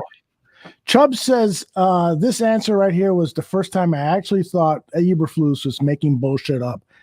I don't know. Might be right. Yeah, there have been a couple times where Eberflus will like ask you to repeat the question because I think he's thinking of injured reserve. What'd you say? Yeah, exactly. So we were talking about last night. What? I can't hear you. And when Dan mentions last night, he is talking about the Bears Country podcast with Mr. Shorty and Cliff Victoria's Cliff Notes. And that show is on every Monday night at 7 p.m. Central right here on the Barroom Network. And then they continue it over at the Bears Country podcast channel. In 2 weeks, when the White Sox season is over, that 2 or 3 hour long Bears Country podcast will be here on both channels, Barroom Network and at the Bears Country podcast. So you're mentioning the White Sox. I'm curious, is La Russa gone then forever? Well, the word is that because of health issues, he will not come back, but that has not been officially announced by the team. But he has not managed the game in about a month now. And the team started playing much better, but too late to get back into the playoffs. And now it looks like the White Sox will have a new manager next season because Tony La Russa is on his way out along with his bad ticker. Yeah, I always hated La Russa, but man, goddamn, guy's got to be 80 years old. Yep. Close to it, late 70s or something. So, he's definitely a Hall of Fame manager. He won his World Series in 89, and it's too bad that the Dusty doesn't have one because everyone would say he was a Hall of Famer if he had a World Series. Does Dusty have a chance this year? What team he's managed? The Giants?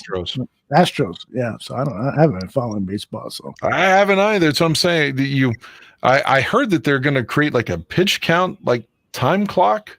I did hear that, which would interest me enormously because that's one of the reasons I don't like watching baseball that much anymore is because the pitchers are playing with their nuts for 30 seconds before they fucking pitch the ball. And I don't need that. Getting rid of the shift too. It's like, dude, learn how to hit to the opposite side. And why is there a DH in the National League? Why so much interleague play? That's why the All-Star game in the World Series mattered before and they don't now.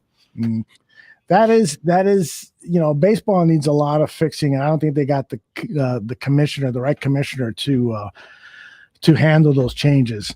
All right, let's talk about let's listen to Eberflus talk about Justin Fields' passing problems. Yeah, I would just say keep on working on his footwork. The footwork and then the timing. The timing of it, when to get the ball out of his hands. And, a lot of that is, the pocket too at times. We're looking at the film. So we got to make sure we have a clean pocket for him to ride the pocket up and then deliver the ball. And, again, it's never one guy. It's also more about the protection, make sure we shore that up the best we can, and then also the timing of the routes and making sure we're timing that up. So we're getting better every week. We had some good explosive passes in this game, which we were excited about. We're going to build off of those and keep going forward. You know who he's starting to look like to me? Who? Eberflus is starting to look like Paul Westhead. No. Yeah, he slicked his hair back like that, like a little bit like Riley did. But I don't even mean necessarily at the Lakers, but like when he was coaching college, when they were running, when the guy died, what was his name? Hank Gathers? Was that his name? Hank Gathers, I think it was. Yeah, he was his coach then. So he looked like Westhead in the early 90s there. Mm-hmm. I think he looks more like the late great actor Bill Paxton. Do you remember Bill Paxton? Yeah, of course. Yeah, great actor. Let me see if I can find a picture of him, and that way, people can say, "Fucking Aldo, man, he knows He knows his shit. Here's a picture of Bill Paxton. I try to find a picture of Paul Westhead, but I keep thinking about who's the actor that played him on the TV show? Jason Segel. Yeah, Jason Segel. There's Matt Eberflus, a younger version of Matt Eberflus. Bill Paxton. I don't think Bill Paxton was ever in a bad movie. Do you? God, fucking prolific, man. He was a good actor. I don't know if I watched all of his movies or not. Yeah, I can't say I have either. But all right, I mean, I'm sending you a picture of Westhead now. His hair is slicked back, so it's not the same. Mm-hmm. But again, it's a worthy comparison, I think. Let's see. By the way, I think that the worst Bill Paxton movie was probably Twister, which my wife loves that movie. Every time it's on, it's like, stop the channel surfing. She's going to watch this now for the next several hours. Oh my God. My favorite Bill Paxton movie. Do you think that looks like it? Yes, you're right. I told you. There's Matt Eberflus in his suit. I told you it's Paul Westhead. Good call. My favorite Bill Paxton movie it's a unique, like a sort of a gothic vampire film from '87 called Near Dark. I love that movie. Yeah, I thought it was the most unique thing with vampires in the sense that at the end, the guy and the girl are saved by a blood transfusion. Mm-hmm. Which is unique within the context of vampire films. I've never seen that in any other film, and it makes a lot of common sense. Like, I thought that was a good twist to the film. But yeah, Bill Paxton is John Carpenter directed that film about I'm guessing 7-8 years after Halloween. He was solid as one of the vampires in it. Very entertaining. Was. By the way, we're getting a lot of Bill Paxton energy here in the chat room. Paxton was Chet in Weird Science. I did not know that. Yeah, Robert Downey Jr.'s in that too before he was famous. Yeah, John Hughes. He turned Bill Paxton into a big pile of shit on Weird Science. True Lies. He was in True Lies. He was good as that kind of huckster guy trying to get in Jamie Lee Curtis's panties. I like that movie you and I talked about recently that was on TCM from like 91 or 92 that had him and Billy Bob Thornton in it. Not the one where they're trying to fight over the money and shit, but when he's a policeman, when they're coming to Louisiana from California. Oh, yes. Dark Moves, I want to say it's called. I can't think of the name of it, but that was, and Bill Paxton's like the sheriff of some town in Louisiana. Mm-hmm. I thought that was a very good film. Oh my gosh! Now I got to find the title. Billy Bob Thornton was one of the guys that was coming to like do something in the town, like to get money, get drugs, convert drugs to money. You know, A Simple Plan. Yeah, that was a good film, man. That was outstanding, man. I highly recommend that to all of our friends. A Simple Plan with Billy Bob. What's her name was in it? Fonda, Bridget Fonda. Yeah, I liked her in Single White Female. Single White Female, and she was the Samuel L. Jackson's girlfriend in Jackie Brown. Yeah. Yep. And Robert didn't De Niro fuck her in that? Yeah, he did. He fucked her and he killed her too. Yeah, he got stoned and just hit it, man. Like, De Niro had such a small part in that, you know. He did. It was hilarious. They pull off this robbery or the exchange of money in a mall, and Robert De Niro can't find where he parked the car, and so Bridget Fonda starts making fun of him. Oh, look at you! You can't find the car. Oh, so he pulls out his gun and just puts 2 slugs in it. I'm like, holy shit! Michael Keaton was in that as well. He was the policeman. That's right. He played an FBI agent. Good film. Very good. Yeah, I watched one the other day because Robert Forrester is featured in Jackie Brown. He's the one trying to fuck Pam Grier. Mm-hmm. But God, I watched something with him in it that had Marlon Brando. Oh yeah, I told you about this. Marlon Brando was in it, and Robert Forrester. It's set in the early 40s, but it's actually filmed in the late 60s. But like Marlon Brando is married to Elizabeth Taylor in it, but both of them, it's implied that both of them have a crush on Robert Forrester, and Robert Forrester comes in the house and it's like Brando thinks he's coming for him, and like he's in the closet homosexual, kind of like on American Beauty. But when he goes for his wife instead, Brando kills him. Oh, Jesus. Yeah, but a lot of it is implied because the era that it was in, it wasn't like film was so kind to homosexuals in the late 60s, as you know. Reflections in a Golden Eye. Yeah, I kind of dug it. And Elizabeth Taylor, like, God, just fucking incredible back then. Beautiful. You sent me a picture of Elizabeth Taylor naked when she was 24. Yeah.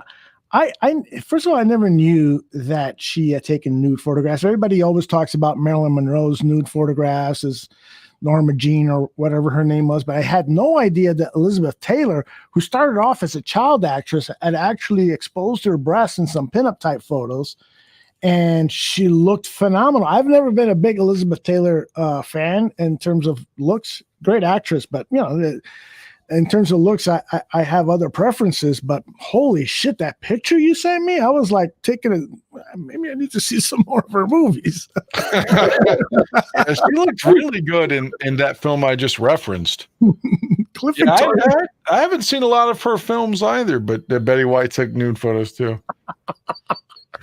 Holy shit. Was she the only one of the Golden Girls who took nudes or did Beehive? I can break this down for you right now. If we want to, we're taking a pause for the call. So it's halftime here in Bears Talk. If you're going to fuck the Golden Girls, all right, you got to go for Rue McClanahan because she's going to be cognizant of your emotions and your feelings. She wants you to come and like wants you to feel special. Yes. I agree. Like Dorothy is gonna savagely penetrate your ass with a strap on. There's no way around it. You're being sodomized with a toy before this night's over. She's out of my list. Rose is gonna be like, oh, I don't really know how to do that, and you'll have to show me how to do that before your fucking dick's soft before that's over with.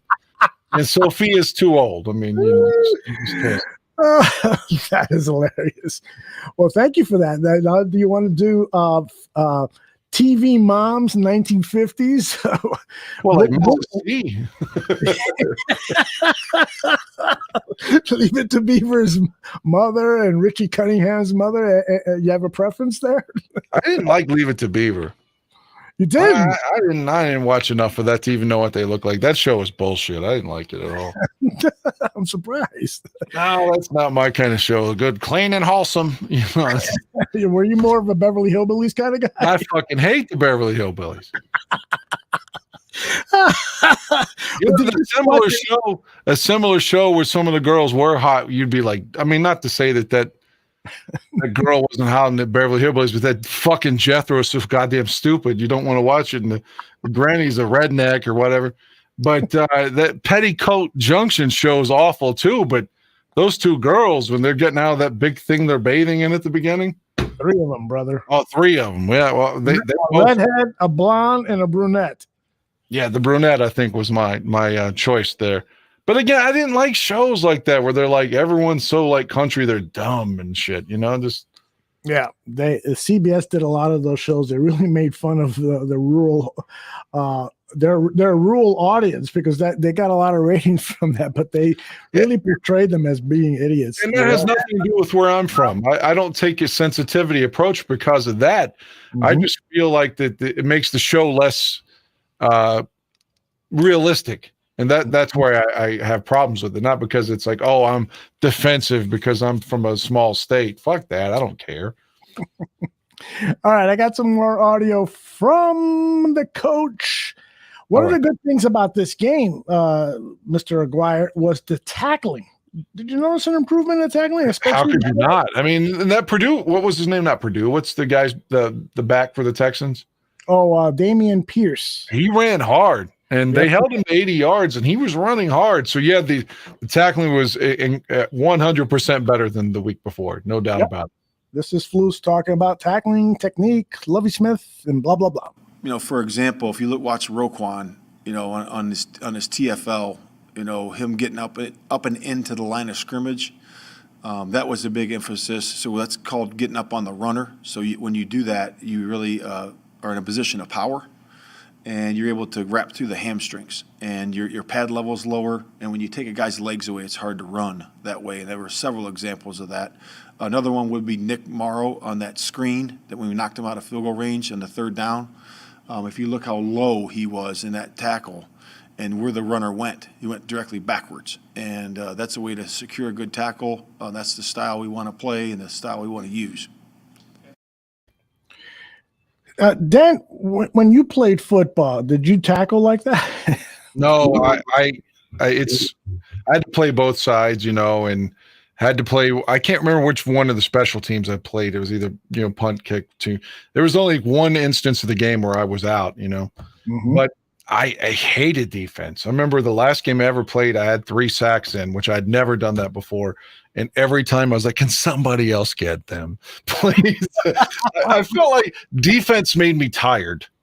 It's almost like if you're a boxer, like you punch, you easily George Foreman yourself and punch yourself out, versus Mayweather, he's sitting there waiting on you to get tired, playing defensively, and then he opens up.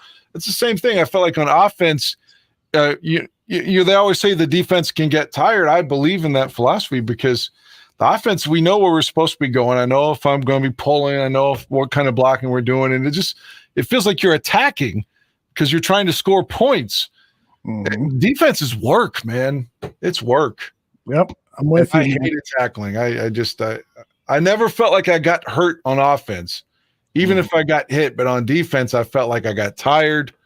And that's when you're susceptible to injury, when you're really sucking wind. Yeah, exactly. Speaking of injuries, it does not look like our cornerback, our number one quarterback, who has not been thrown at all season long, Jalen Johnson, is not going to play. So again, yes, he's got a Monday radio gig with the Score Sports Radio, and he didn't sound very encouraging when he was asked, when he would be back. It almost sounded like he may miss more than a couple of games. So I will ask you, Panic or don't fucking panic. Do you panic if Jalen Johnson is not playing Sunday against the Giants, or do you not fucking panic? Well, I mean, you want him out there. I think Kyler Gordon is going to keep getting better and better. I love the play, the deflection he had on 3rd and 1 at midfield before Lovie ran the fake punt. I thought he's going to get better and better. The Jones guy that filled in was okay. Again, Vildor is the one to me that just feels like it's just he gets beat over and over and fucking over. I know he batted a ball in the end zone. Give him credit for that. But you want Jalen back. But, if he's going to sit out the Giants game and be back before the Minnesota game, then okay. Because we need him in Minnesota. We do. I want to thank Retro for finally, I think he's the first one in the chat who identified my Panic No Panic guy as the Iron Sheik. Did you know it was the Iron Sheik? I did not. Yeah. I mean, I found this just randomly and I said, holy shit, this is hilarious. Panic or don't fucking panic. Now that you say that, I see that in him, but I did not know that's who it was at first. He looks like my cousin Freddie. Let's see. The WWF champion for about 10 days. That's it, huh? 10 days. Yeah, Bob Backlund had the belt for like 5 years, and they had his manager threw the towel in, even though Bob didn't tap, and that gave the Sheik the belt. And then they had just signed Hulk Hogan from the AWA. He comes in immediately, drops the leg. Hulkamania starts. He beats Iron Sheik at his first match at MSG after Rocky 3, which is what Vince wanted to exploit because he become famous because of Thunder Lips, if you recall. No, I don't. I remember Rocky 3, or Rocky wrestled Hulk Hogan in Rocky 3. Yeah, I remember that. Yeah, that was Hogan. That's what made Hogan kind of famous, was his appearance in Rocky 3. Oh, I thought he was famous before that. I mean, he was Sterling Golden before that. Like, who the fuck remembers Sterling Golden? And Vince makes him Hulk Hogan. He drops the leg on the Sheik, and then you got 5 years of the man not losing, so anyway, yeah. The Sheik transition. Your memory is insane. I totally agree. Your memory is insane. check out this. Speaking of Justin Fields, like we just weren't. How about that for a segue? I love this throw that he makes to Cole Kmet. Let me freeze it right here. Hold on. So that way I can. Can this be the last year we wear those 36 uniforms, please? Please, please, please. We should start a petition. We should definitely start a petition because I totally agree with you. I hate those uniforms. But here's Fields double pumping and then hitting a strike to Cole Kmet, I believe. And here's a better angle of it. A quarterback that does this is going to be okay eventually. You know, just give him a little fucking time. Yeah. Get open. He'll find you. Maybe not all the time, but that fucking Tom Brady, he ain't finding nobody nowadays. Dude, just laughing. Tom, not to elaborate so much on Tom, as I know we're a Bears podcast, and I'm not a fan of Tom Brady anyway. Mm-hmm. But man, I know he's allegedly going through a divorce, and he looks terrible. Have you looked at the stress he's gone through? Like he was Mr. GQ. He looks like he's on drugs right now. He does. He looks. What's the word? Sunk in. Like his face is so fucking. It's like he's lost weight again from like the needle or something. He looks bad, man. That I know, man. I went through a divorce, as you recall. That shit will kill a motherfucker. Oh, you went through a divorce, you know. So it'll kill a guy. I mean, it looks like he's aged like at least 6-7 years since last year. I totally agree. I was actually going to post a picture of him and make a joke, and then I thought, he's probably going through a hard time. You know, I'll let somebody else make the jokes.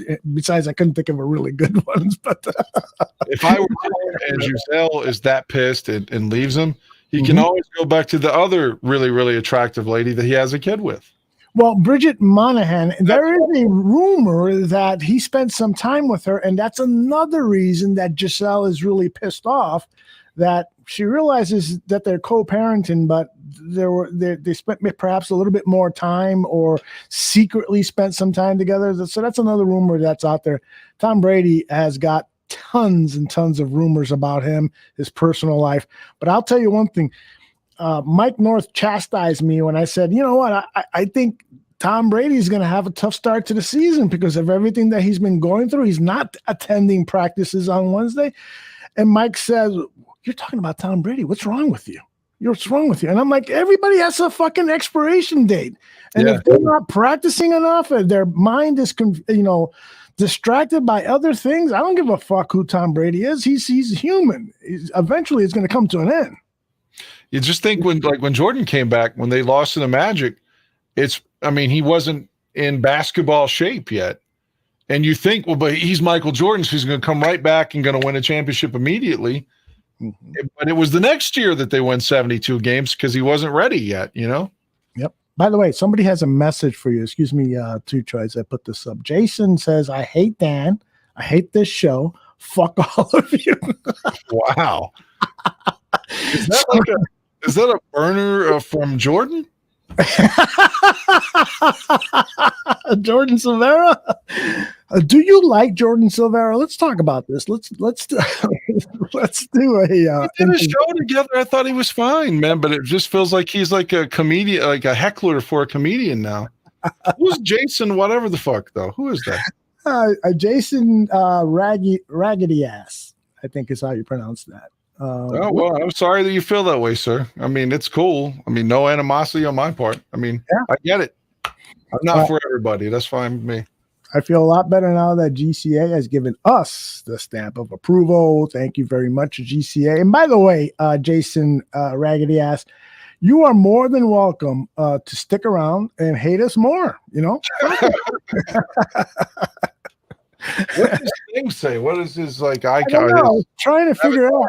At first, I thought it was like a Clinton thing, but no, it's vote Chitu answering the call. I bet that's a Republican then. It does feel a little Republican, but I don't know. By the way, let me play my little drop. Republicans don't like me, although I have fucked several Republicans. I'll give you that. I've heard. You want to talk about them? No. I'm happy where I'm at right now. There is no segment. I'm happy. I'm happy with the lady I'm with. So, okay, hold on. Panic or don't fucking panic. I don't know why I find that so funny. Nobody else. What is that from? I mean, we know it's Iron Sheik, but when did he say that? I just found it on YouTube under YouTube Shorts, and it was just there. I don't know why he was doing it, when he was doing it. I just find it funny.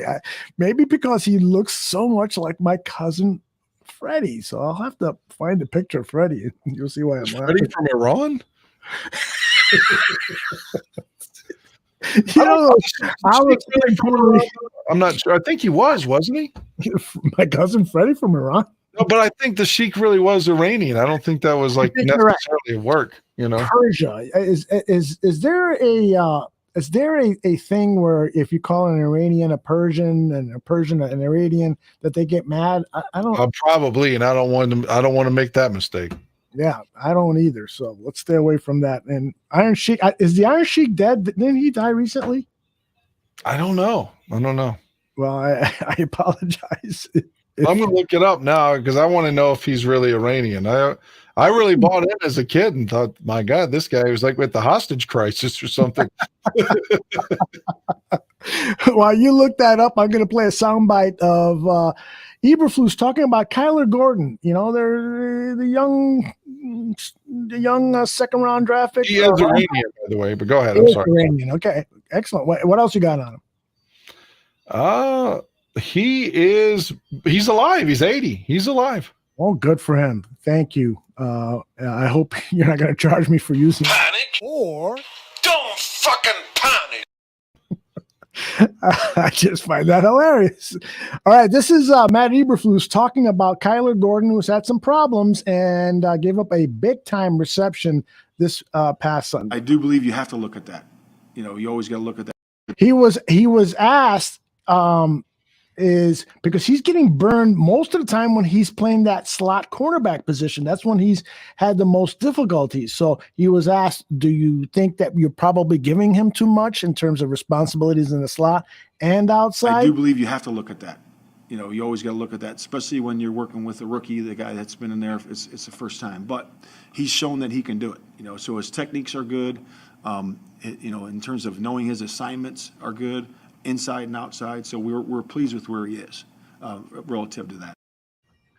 Got to give him for being honest, right? Yeah, it felt like honesty. That's exactly what I was thinking. Mm-hmm. I think I've got the clip here where Kyler is burned. I forgot what quarter was this, but there you see the arrow on Kyler Gordon. I love it when you're looming over these highlights. It's a pretty cool look, but you'll actually get in the way of the shot. So I got to lose you right now. So this is Kyler Gordon guarding his guy. And after the game, Eberflus said it was Kyler Gordon's fault, because he's supposed to stay with the receiver all the way through. But I think Eddie Jackson kind of fucks this thing up too, because he acts as a screen and gets in Kyler's way. And then Kyler, I think, thought, well, okay, Eddie, you take him. and Eddie didn't. And so Kyler ended up looking pretty bad on this play. Here it is in regular speed. There's the confusion there in the middle of the field and the receiver wide open. I think it was a 50-yard plus play. So that was a backbreaker. And was it on third down too? Yeah, it was a third down play. You're absolutely right. Yeah. And look on it. Again, Eddie Jackson gets like right in the fucking way. I don't know why. Yeah, I'm sure that was his assignment to watch that short middle pass, but okay. The receiver caught it in short middle. Shouldn't you have been involved in that? I don't know. Good for the Bear fans there, because did you see the right guard had to slap the center on the silent play count on the snap there? Mm-hmm. So they must have been going with the silent snap count. And so if you see the other view, he slaps him to tell him to snap the ball. So the Bear fans are making noise there, man. Watch. Yep. There goes your snap. So that means we're bringing the noise there. Phil will be proud. I got to give it to Bears fans, who are notoriously fans that sit on their hands. This season in the 2 home games, they've been pretty damn good. They've been making some noise, and I love to see that. There's nothing more demoralizing for me as a Chicago sports fan when the White Sox fans, Cubs fans, Bulls fans, Blackhawk fans, Bears fans are just sitting on their fucking hands, not making any noise, and then you turn on the TV and watch sports and from some other city, and they're just so fucking into it. It makes me jealous. So keep it up, Bears fans. And you look at some highlights though from like when Walter broke Jim Brown. Crowds going nuts, and all the 85 playoff games. I mean, so against the Rams and Giants. I mean, you give them a winner. Yep. I know what you're saying, though. We shouldn't be front runners. Right. And Chuck is right. The tickets are so cheap that the only people that can afford them are people that don't know anything at all about football. I mean, that really is the case. I've sat around in some nice seats. I've sat around people who were talking about their portfolios and not about the pocket passer from the other team. So it's true. You can buy the whole Sunday ticket package and watch your game 16 or 17 weeks a season, and it would be more affordable than going to one game in person. Wow. Think about it. You'd pay $300 for the ticket, at least right now. It's probably going to go up after the season. It'd be $300 for the Sunday ticket. And you could sit home in the comfort of your own house, drink your own beer, shit in your own toilet, whatever you got to do. And if you go to the game and you go with somebody else, it's going to be at least $500. Yep. What's Bird Dog talking about when he says this? Those rants get old quick. Who wants to listen to some idiot screaming into a mic on that? Who is he referring to? Was it me? Not that I don't know. Is that Phil and Shane disguising? We're being fucking ribbed tonight, I think. I love it. Bring it on, guys. What were we ranting about recently? What would have brought that on? I don't know. A lot of times in the chat room, people just have conversations about other things, their personal lives, some other game. The one guy kept talking about Lovie's nipples last night because Lovie's nipples were showing Sunday, but he made reference to them to the point where Dan's lady Kitty. She's like, he makes me feel uncomfortable. He reminds me of Buffalo Bill on the Silence of the Lambs. That's the funniest shit, man. Oh, God. I don't know if I should have said it was off air. Oh, yeah. That's right. Oh, that's hilarious. All right. Do I have one last Eberflus soundbite here? I think I do. All right. I think I've not played this, which is Flus talking about something that we talked about earlier in the show. And I want to get Tuch's take on this when he comes in, particularly since he's a gambler. But that's the whole question about, do you call plays? Do you strategize to develop this hopefully franchise quarterback? Or do you develop your strategy and your schemes for Sunday more so and definitely more so to win the game? Yeah, I mean, you always look at that, but it's always going to be the first. We're going to we're doing everything we can to win the game. That's the most important thing. That what's the style we would have to play to win that particular game. And it changes. That changes every week to week. This week we were in a mode where it was a style which we had to play to win the game, and it came out in the right end. And it worked, right? It worked, and so let's keep it up. I don't give a fuck if he's going to only throw 15 times. The development, again, there's 14 fucking games, plenty of time to develop. Yes, I'd love to see him throw for 300 yards, but if we're going to win some games and he's going to develop slowly over that course of us winning and building a winning culture, I'm good for that. I'm good. Let's not forget when Fox was still here. And I think it was his last season. Yeah, because Mitch was a rookie. We beat the Panthers in a game when Mitch only threw 7 passes. That's right. 7 passes. And like they had a lead. They got a defensive touchdown, maybe from Eddie Jackson. It seems like. And it's just like he's like, all right, we're up 14, so fuck it. We're just going to run the ball all day. Now, you were never a Kyle Orton fan. No. I was a Rex fan. I mean, you kind of hated Kyle Horton. Did I misperceive? I didn't like Horton because he went to Denver. He threw the ball a little bit, and had some 300-yard games. But with the Bears, he'd be like, Oh, I see what you're getting at because he had games like Fields now. Exactly. Yeah, but I feel like, and I could be wrong, but I've seen Fields throw the ball deep a lot from his college just highlights. Oh, yeah. He's capable. I thought KO wasn't. Mm-hmm. I just thought this guy's got a weak ass arm, you know? You're absolutely right. And the thing that bothered me about Orton, although I thought he would eventually develop into an acceptable quarterback, because I mean he was winning games and by managing a game. But what bothered me is that he didn't seem interested at all in improving his passing those first couple of years with the Chicago Bears. He was just happy for the opportunity to play and happy to hand off the ball. But he just didn't have that. You know, Michael Jordan is my idol when it comes to having a will to win. I mean, he was psychotic when it came to that. I think every athlete has to have a bit of that. And you've got to really want to be the absolute best quarterback and passing the ball if you're going to be one of the great ones. Oh, somebody ordered a blowjob. 69mega.com. I wonder if they're really mega. Does he put in or Putin? Jesus. You know, there's a story with Putin and some girls and the former we won't go there, but pee and stuff. Oh, I heard about that. Yes. Oh Lord. All right. Johnny Santucci, are you ready to come in and talk to us?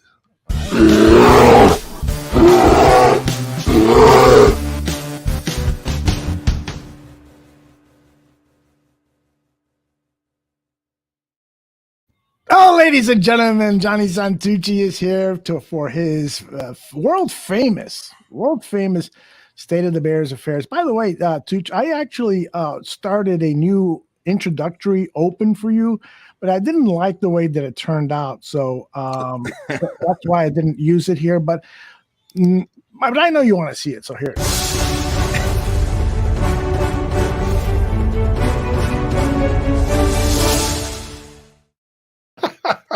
That'll be the first and only time I'll use it. That's great. That's nice. I like that one. You look like you're in Gladiator in that more so than John or the porn thing. You look like you're about to fight in Gladiator there. I think there's a movie with what's his name again? I'm forgetting the real actor's name. Ron Jeremy. Ron Jeremy was in a Gladiator spoof movie. I think. Was he really? I think so. That's incredible. Thumbs up, thumbs down. That's when you gotta come. We're gonna cut. That's right. Thumbs up. We gotta finish. I'm afraid to come on here with all the haters out. The haters are out, Tooch. But you've been getting love. I noticed people saying, "Where the hell is Tooch?" I only come here to see the Tooch. I'm here with the little Bears state of affairs. We had week 2, ayahuasca nightmare. Week 3, panic at the shit show. Good job. Good job. Oh, Bears fans, it's fitting that the Bears wore their 1936 throwback jerseys. Their offense is reminiscent of the offenses of 1936. 3 games and 55 pass attempts, 104 rushes. In the modern NFL passing era, the Bears have decided to go run heavy. We are trendsetters, folks. But you know what? It's business as usual. The Bears can run the ball effectively and play good defense, and only rarely are we able to pass the ball well. This is the way it's always been. But it feels so much like a curse that the next time I'm at Soldier Field, I might start looking for a billy goat. And it's the same as always. Unhappy Bears fans and panic.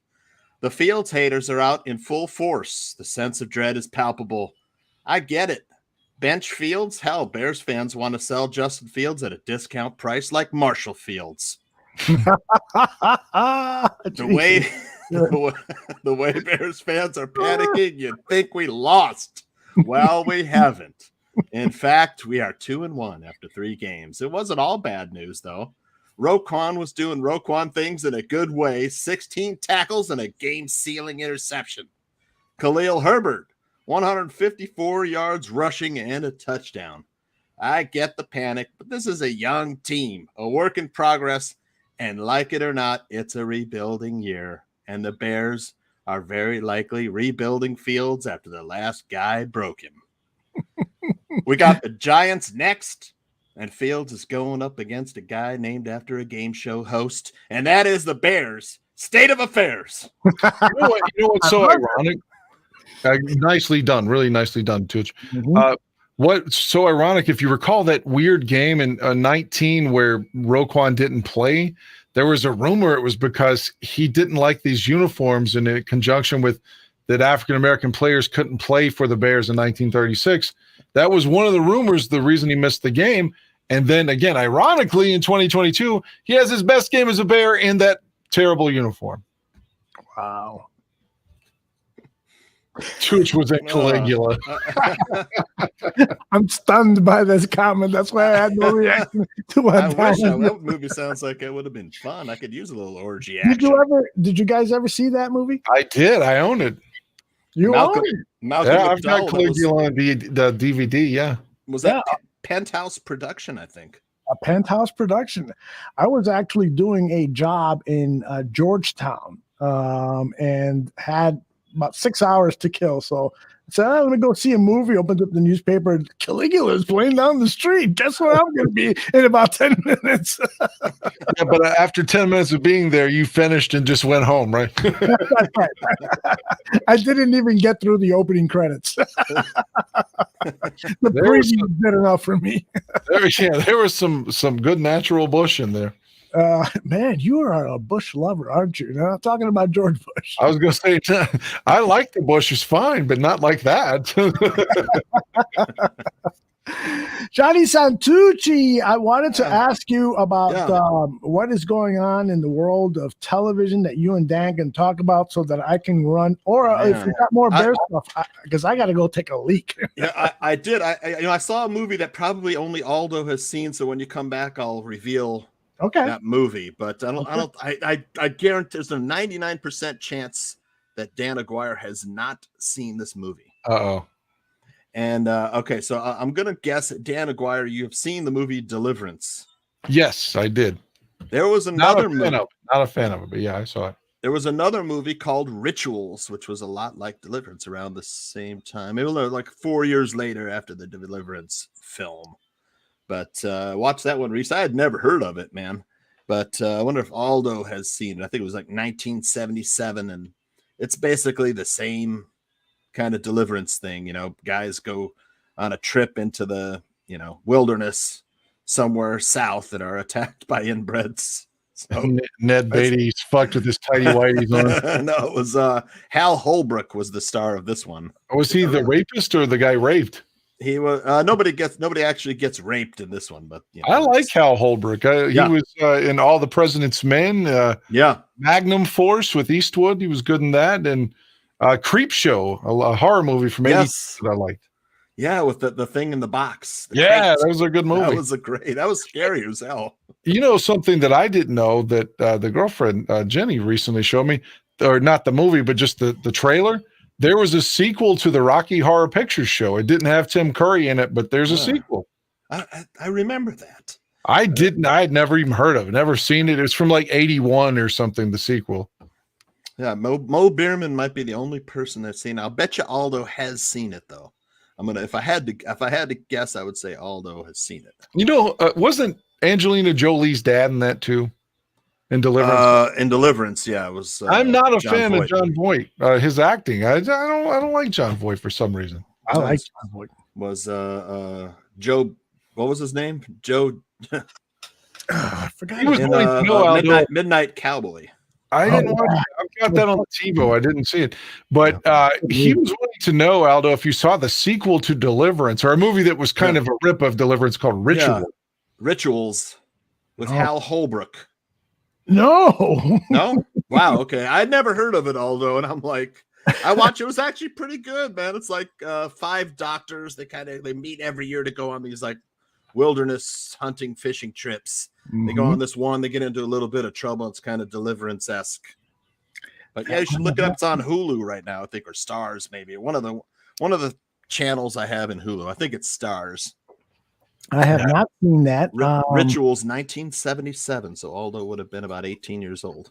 Yeah, that's the time when I was spending a lot of time. 14 years old, maybe 13 years. No, 78, 77. 77. I was 19 years old. 19. So you might have seen this one.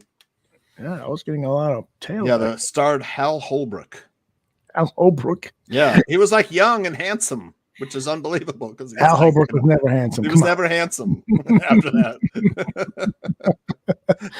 John Voight. The first time I ever saw John Voight was in a movie named Conrack, where he played a school teacher for at a island just off the coast of South Carolina, and it was a poor school, all African American students, and he was a fantastic school teacher who would go against the school superintendent by going off the lesson. He would, do all sorts of cool things with these kids and stuff. And so I don't want to give away the ending, but that's the conflict in the movie, and his relationship with the kids was really touching. I thought it was a great opening movie to his career. At least that was the first one. Then that's followed by Midnight Cowboy, which I think is one of the 60s, 70s best movies of all time. It was groundbreaking. It was, I think, the first Hollywood feature that was rated X. Dustin Hoffman is in that, and Harry Nilsson's soundtrack. So I need to watch that then. Yeah. Oh, absolutely. You need to watch that. Tucci, you ever seen Midnight Cowboy? Oh, yeah. Yep. Yeah. Isn't it great? Yeah, it's a great movie. Man, it is really, really good. Yeah. And so there's a couple of scenes that maybe have not aged as well, like the LSD scene and stuff. But check it out. It's got the famous I'm walking here, and Dustin Hoffman as Rizzo. Ratso Rizzo. Ratso. Yeah, great stuff. Great stuff. And I thought John Voight's character was Joe Buck or something. Joe Buck? Yeah. Joe Buck? Well, I know. Joe Buck, the announcer later, but I think his name was Joe Buck. That's movie. Right. Yeah. And then he comes to New York City from Texas or wherever, from down south, and he wants to become a male hustler, an American gigolo. Yeah. Well, he's picking up all these women, and they're all asking him for money. Hey, can you loan me $20 for a cab? And so things don't go well for him. I was trying to watch a John Voight movie from the early 70s and see if you'd seen it. I think it was his acting that made me turn it off. I don't know why. I'm just not a fan of this guy. I like his daughter. You don't like his politics is probably what it is, right? I swear it has nothing to do with his politics. I promise you. Hell, Clint Eastwood's a Republican, right? Remember? But like we just mentioned, Hal Holbrook was in Magnum Force, the Dirty Harry film. I thought that was fantastic. Yeah, it was. The movie is called. I'm sorry. Go ahead. I'm sorry. The John Voight movie I was talking about that I thought it seemed like I would like is called The Odessa File. Oh man, I know I've seen that, but I really can't recall it. It's about a reporter. I'm reading this from Wikipedia. A reporter's investigation of a neo-Nazi political industrial network in post-World War II West Germany. So again, that sounds good, but man, like I got through like 30 minutes of it 2 different times. I just kept falling asleep because I couldn't get behind John Voight's character. Do you ever fall asleep at a movie like over and over again, and after like 10 times you finally see the whole thing? That's a lot lately, man. Lately for me too, Aldo. I'm like, where was I? I'm like, I'm about to fall asleep. I'm at 1 hour, 17 minutes. I can start it there the next time and fall asleep again. That's right. Yeah, Rituals right here. Just said that. Never heard of it. I never heard of it either. I'm like, what the fuck? I have to watch it now. It's like I was 9 years old. It's like the same year Star Wars came out. I got these channels called Screenplex on my cable system, and they have unedited commercial-free films, but I think they got a catalog of only about 50 movies. It's the same fucking movies. They'll have a movie on Tuesday, and then 3 Tuesdays from now, they'll have the same exact lineup as this Tuesday. But in any case, they come up with some really cool features from the 70s and 80s, those type of films you see at a grindhouse, like Penitentiary 2. I know we've talked about that because Jane Kennedy. Exactly. She was in those movies with her husband, Isaac Kennedy. And they've got some really great sleazy, women in caged prisons kind of movies. And I fall asleep with you guys on. Glad I can watch it later. Yep. That's what we're here. We're here for you, Foster. That's right. we used to be known as a stimulant. Now we are a depressant. By the way, Tucci, I know this is your segment here, but I got to ask Dan, how was that 9 Inch Nails concert? And would Tucci have had a good time? Oh, yeah, I think so. Trent Reznor. Yeah, they brought out an enormous amount of former members that hadn't been with the band in like 30 years. Like, here goes your fun fact, Aldo. You remember Terminator 2? You love Terminator 2, right? Robert Patrick played the T-1000. His brother was in 9 Inch Nails. His brother was Richard Patrick. Oh, wow. I did not know that. Yeah, and he ended up getting mad at Trent Reznor in the early 90s and forming his own band, Filter. So he and Trent had been pissed for 30 years, but just because Trent got in the Rock and Roll of Fame, they mend fences and they brought Richard Patrick out and he sung his most famous Filter song. It was fantastic. It was an event, man. And there were like cameras everywhere, like professional men with like handhelds on everybody's face, like 2 cameras in everybody's face, and everyone's ignoring it somehow. I wouldn't be surprised if it ends up on Blu-ray because, again, he grew up in Cleveland. He's in the Rock and Roll of Fame. They did a big Q&A on Friday. Saturday did this concert. It was like 2 hours playing a bunch of songs they normally don't do anymore. And old members on stage. It was a fantastic moment, man. It was a great night. So are they going to have basically the same show here in Chicago when you're in town? No, that's not 9 Inch Nails. In fact, Trent Reznor said that this might be the end of it. He said it's probably done. That may have been their last show ever. The one we're going to is the Smashing Pumpkins, and Billy Corgan is a Bears fan and from Chicago. But I thought 9 Inch Nails was opening for Smashing. No, Jane's Addiction. Oh, my bad. Yeah, Trent and Billy Corgan do not like each other, so that right. I don't think either one would open for the other one at this point. Now, somebody just said, Ravi, the Terminator 1 has aged really well, and I have to admit that despite the kind of clunky stop motion animation of the Terminator creature after his skin has been ripped away, that looks a little dated. But outside of that, it was on just the other day. I caught like the last 45 minutes of it. I thought it was fucking fantastic. And Linda Hamilton to me is so goddamn sexy. And in that movies, we get to, I'm going to sound like Mr. Skin here, but for about 3 seconds and 45 frames or whatever, we get to see her titties when she's making out with, or having sex. Yes, Kyle Reese and having the Terminator baby, Edward Furlong. So an excellent movie. And St. Omni is so right. Siskel and Ebert hated the Terminator, which is why then neither one of them are alive now. Terminator. It's hard for me because Terminator 2 was completely different. It's more of an action film, and it was so expensive at the time it was made.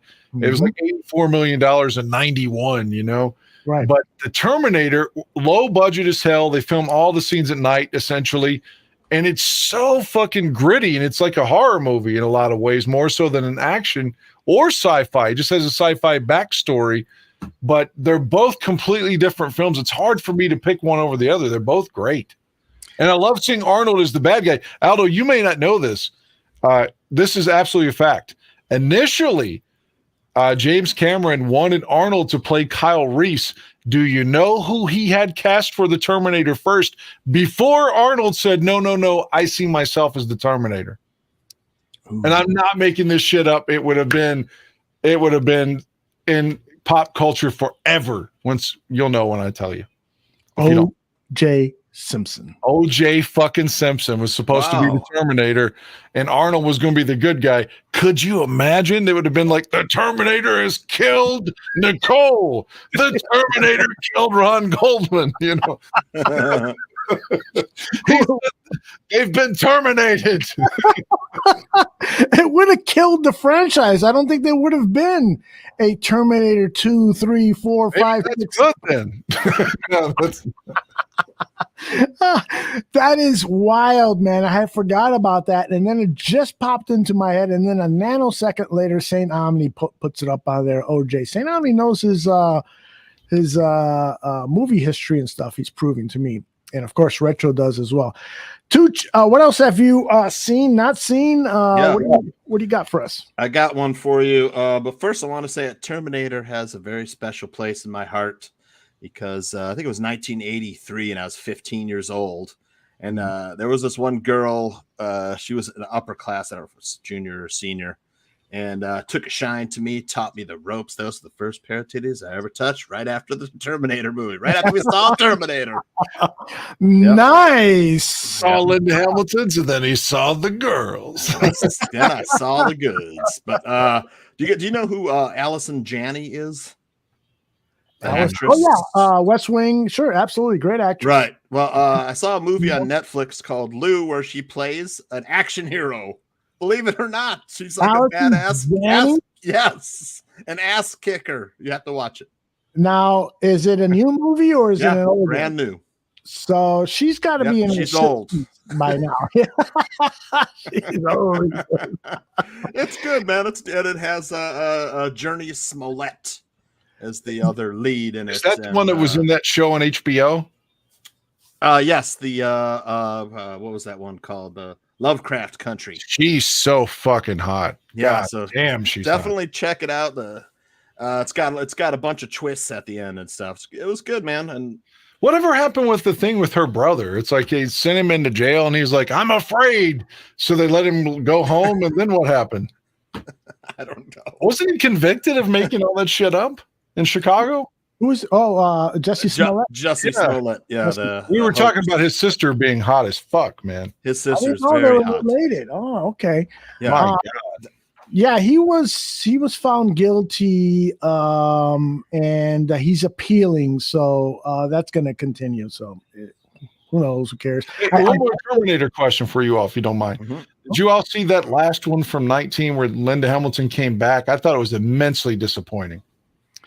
Yeah, I was disappointed when I read the reviews. I have not seen it. The reason I had high expectations is because they lured her away. She said because of the script. Based on the reviews that I read, it seems like it was not the script, but the dollars that lured her back in front of the camera. But I heard she looked great. She was fucking James Cameron at the time, and when they broke up, that's why she wasn't in, any more of the Terminators, I think. But yeah, the last one, it looked like there's a point in time where, like, you reference the Terminator. Oh, well, he looks so fake when he's out with that, when Arnold's skin's off at the end of one. But man, if you go and watch the current films, there's too much CGI at times. You're absolutely right. When Robert Patrick and Arnold are fighting in T2, it looks real, and that's not CGI in the way of current day film. Mm-hmm. And the current CGI with Arnold and whomever else he's fighting in the last Terminator, it looks like a video game. It looks like a fucking fast video game, and you can't even see it so fast. Mm-hmm. So I just can't dig it, man. I thought it sucked, and I wanted to like it. Now, the one in 15 I kind of liked where they made John Connor the bad guy. Did you see that one? No. Yeah, the machine, whatever, Skynet or whatever. Mm-hmm. They may have had another machine within the context of that film. It corrupts John Connor, and John Connor is the bad guy. See, I don't know, man. I saw this first one. John Connor died. And, right? No, that was Reese was Edward Furlong's character. Okay, I'm sorry. So now I'm confused. That's when Arnold's trying to kill her, like Sarah Connor, he's like, that's a terrible person. He's trying to find John's mom, the Terminator. I love that movie, man. Yeah. So well fucking done. Great. James Cameron now is re-releasing Avatar. Why? Because the new Avatar 2, will be released this Christmas. So the old one is in theaters, I think now or starting Yeah, Friday. I saw the trailer for it. I was like, back in theaters, and I thought, why? Yeah. Well, what'd you guys think of? I'll start with Tooch. What'd you think of Cameron's first Avatar movie? I loved it. It was groundbreaking. Mm-hmm. Yeah, it was really cool, man. Really enjoyed it. Loved all the special effects and the concept and the planet and all that stuff. Yeah, I liked it. What about you, Dan? Never watched it. Are you serious? It did not appeal to me. Again, it just looks like one of those bullshit fantasy films, like, oh, I'm going to beat off because I love comic books. Oh, God, my dick's hard. Didn't feel like a comic book movie. DC Comics made Avatar, I bet, right? Yeah. I got to agree with Foster that Avatar was awesome in IMAX. When I saw it. Gorgeous to look at. Yep. The film is indeed a gorgeous film. It is groundbreaking, as Tooch said. The story, however, is not groundbreaking at all. It is, in fact, it was criticized because it was basically the Disney Pocahontas movie. It was basically that script. I mean, I have seen articles where like page after page is almost the same page numbers, and the dialogue is similar, and the plot structure is so similar and stuff. And so Cameron got a lot of shit for that. So hopefully this new movie, the next Avatar movie, doesn't have that problem in it, and it's got a more clever script and more original script, if that's possible nowadays. I don't think it deserves that much of that kind of criticism. I mean, it was anti-colonial, an anti-corporate. Mm-hmm. Like Giovanni Ribisi played the like slimy corporate. Good casting. Yeah, perfect casting. The guy who would set the army out to drive out the Indians, the locals, the natives, whatever, drive them out. Indigenous people. The indigenous people, so they could mine and make money. All for the company profits. Mm-hmm. So I mean that's a message that still resonates today. Yeah, I agree. I mean, I think there are certain stories that you can tell over and over again, as long as you got good acting and good directing. That still, are necessary for society to experience those storylines. When they got good moral stories like that, I'm all for them.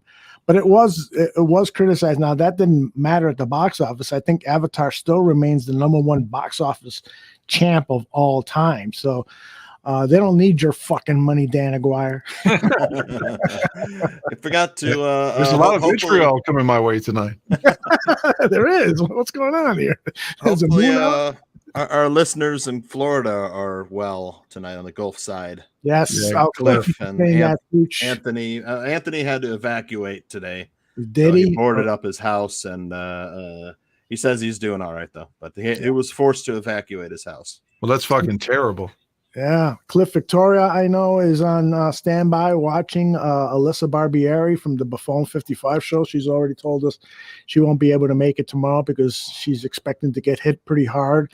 So everyone, not just, barroom followers and stuff, everyone down in Florida, please do the right thing. Do what your government officials are urging you to do. You pay a lot of tax money. You need to trust them. Trust the National Weather Service. If they're saying get the fuck out of there, get the fuck out of there. And if they're wrong, then they're wrong.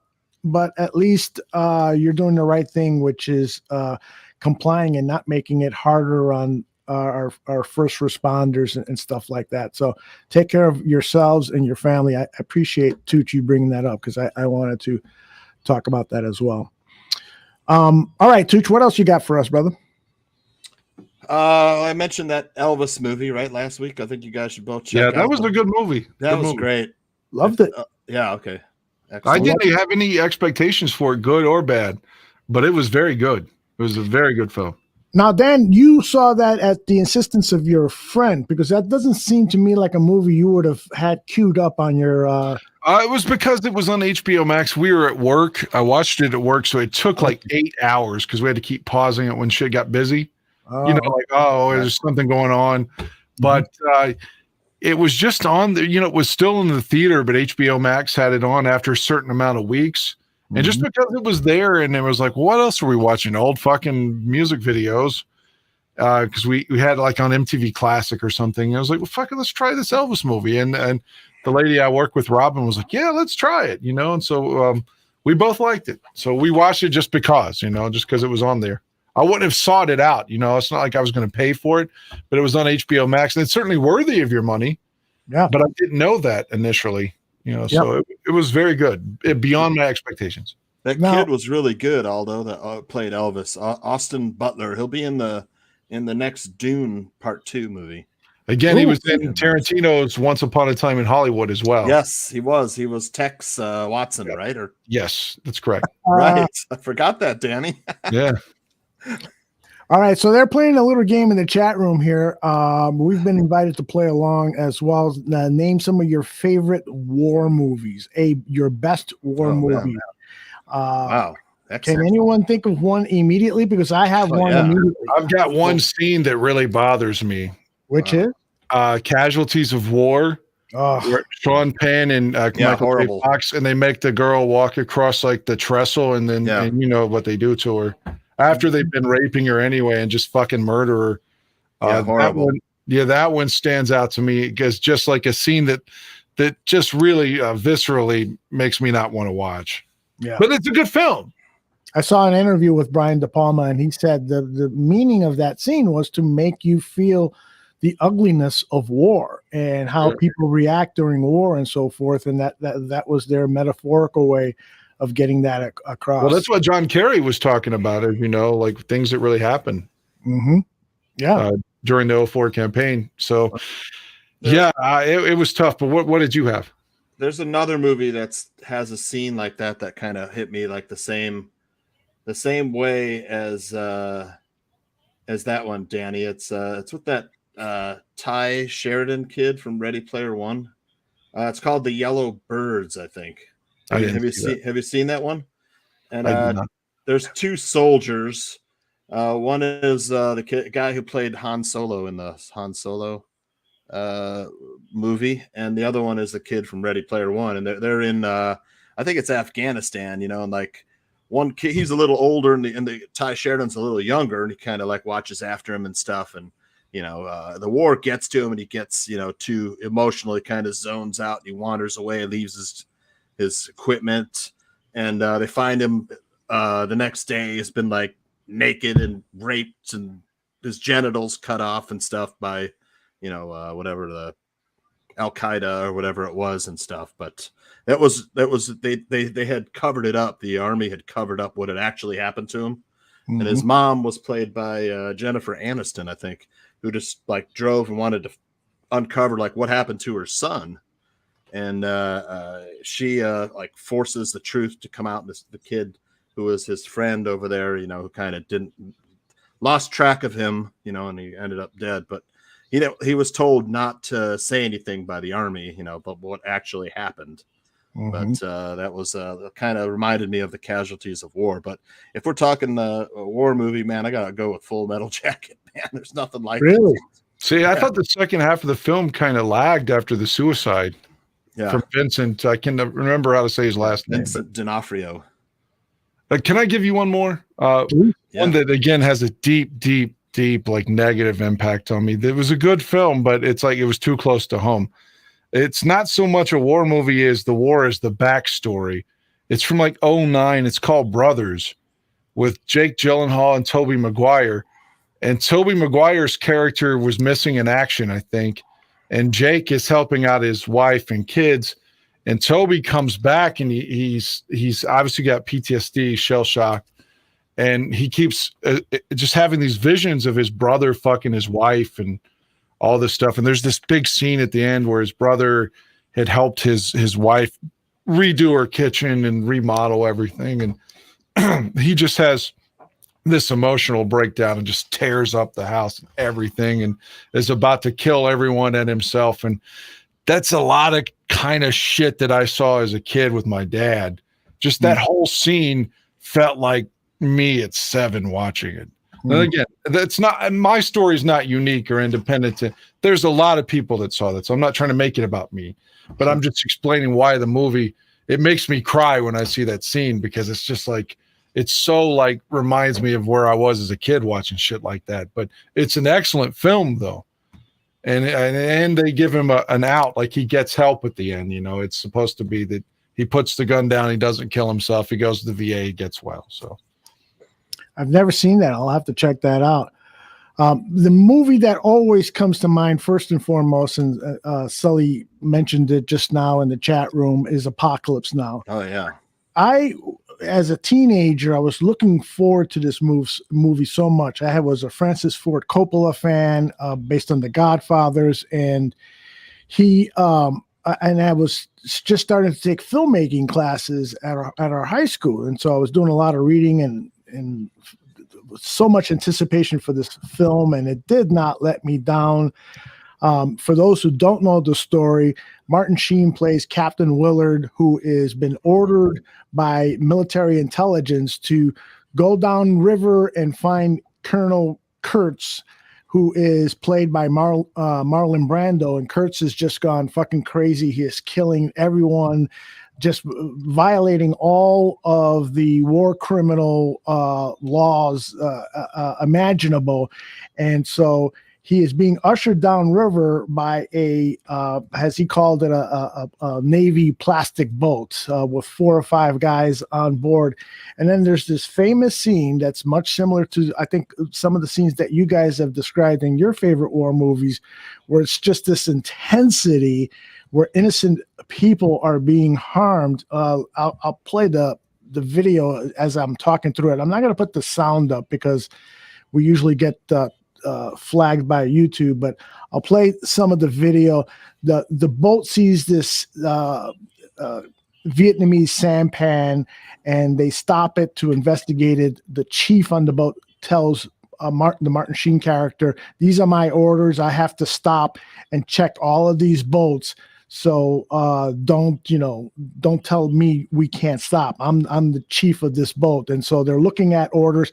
All of these young soldiers, one of them is played by Lawrence Fishburne, the African American there, who was 17 years old when this movie was done, and he is nervously watching.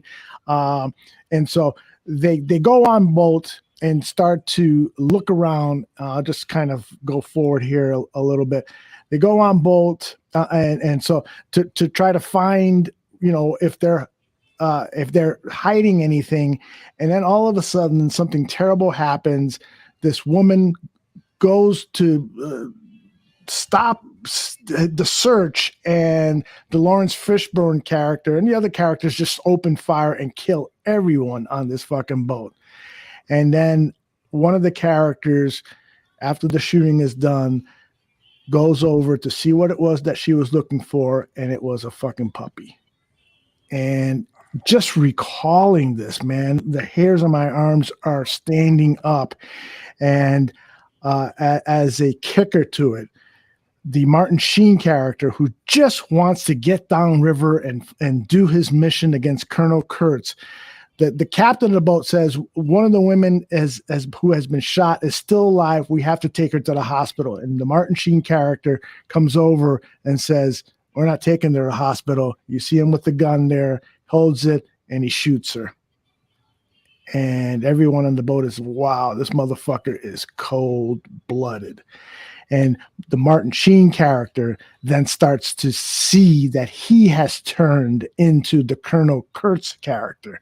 He, like Colonel Kurtz is saying in letters that he wrote to his son, you just have to fucking be cold-blooded in war. You cannot fucking put a Band-Aid when you have fucking fired off the arm of a kid when you're in battle. You've just got to go all out and win the fucking war. And Sheen, as he's been reading these letters going down the river, he starts to believe that, and that's why he blasts that woman away. And it's just so fucking heavy, man. I highly recommend Apocalypse. Great soundtrack too. They play the Doors throughout the film. Yeah, The Doors.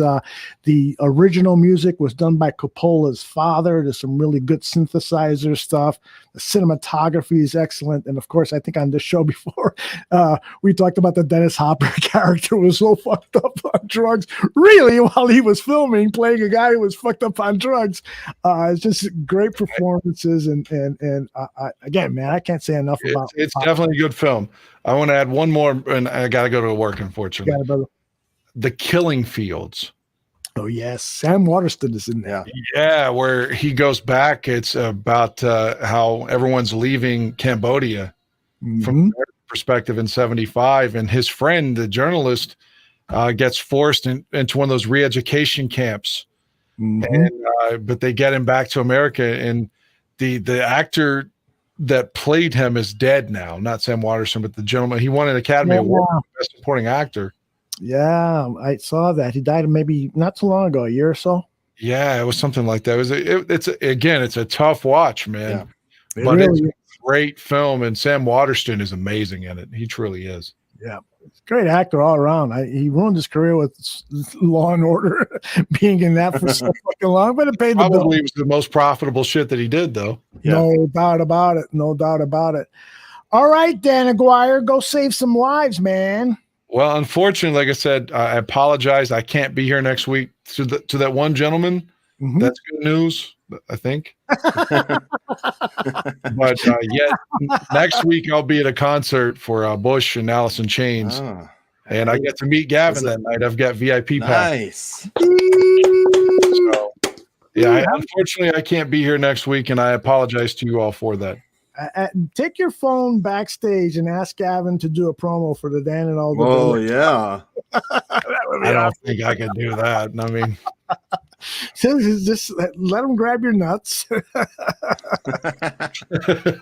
And I'm sure he'll do whatever you say then.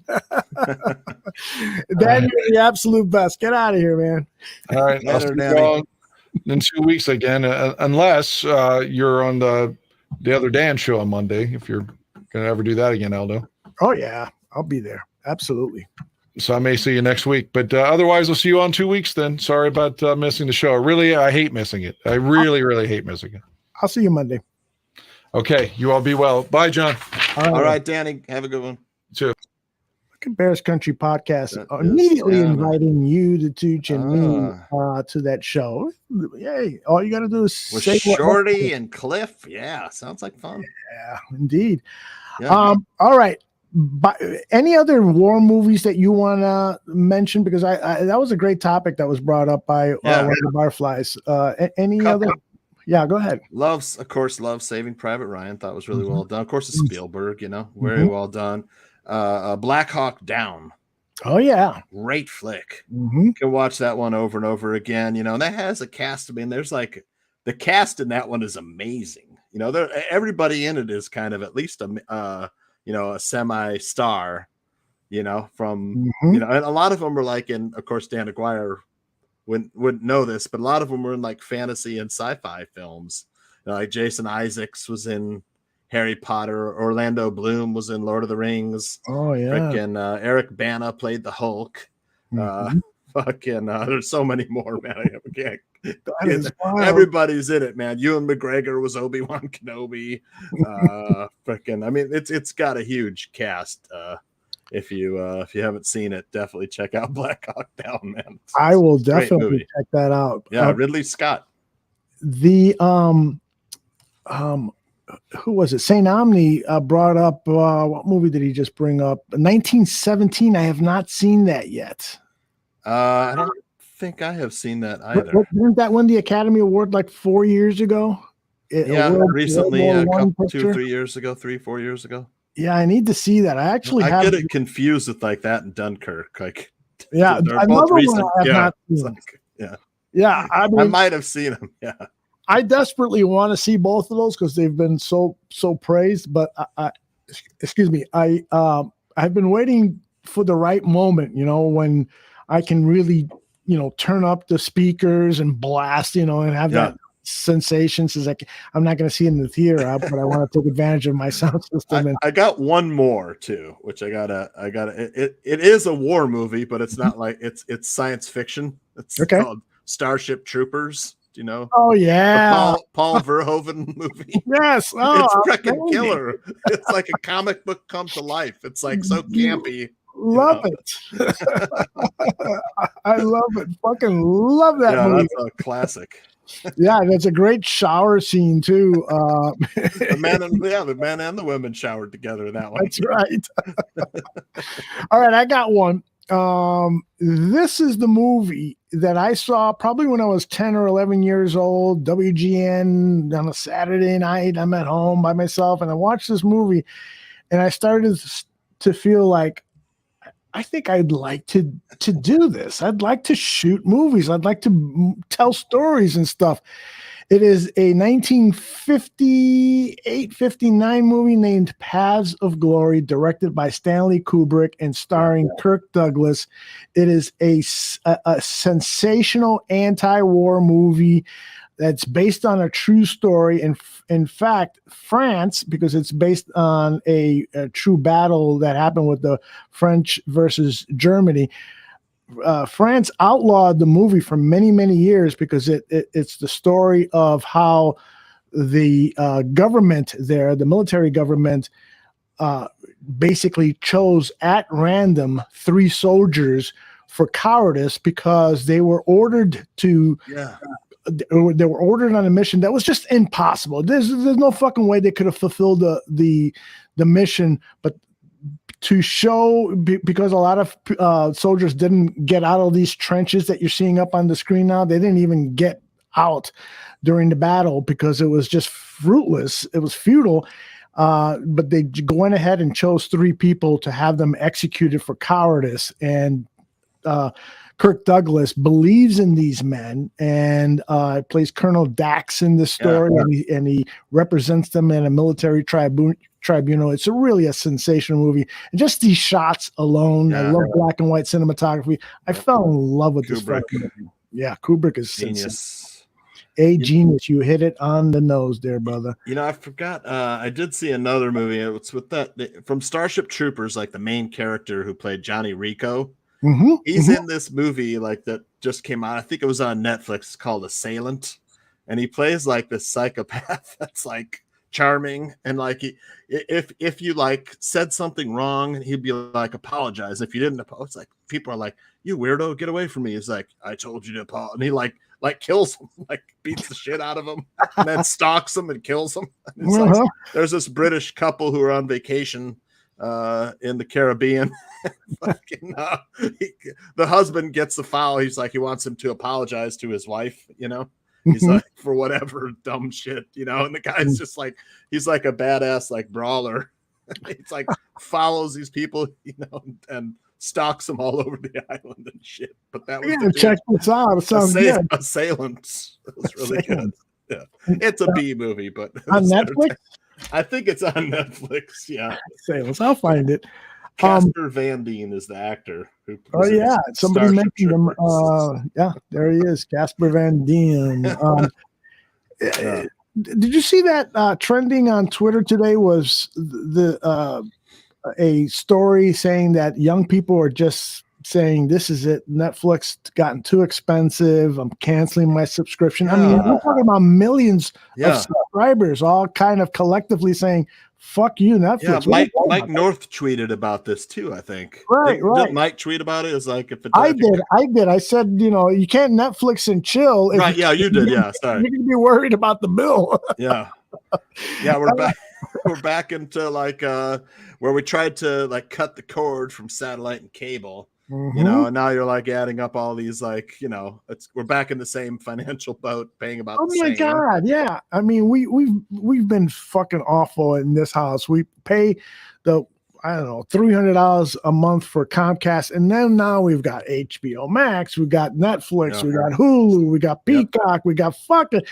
I'm afraid to look at the bill. You know? Yeah, exactly. It's like, what the fuck? Yeah, each one's like $10, $15, $20 a month. You know. Yeah. By the way, I agree with St. Omni. House of Cards was a great political TV show.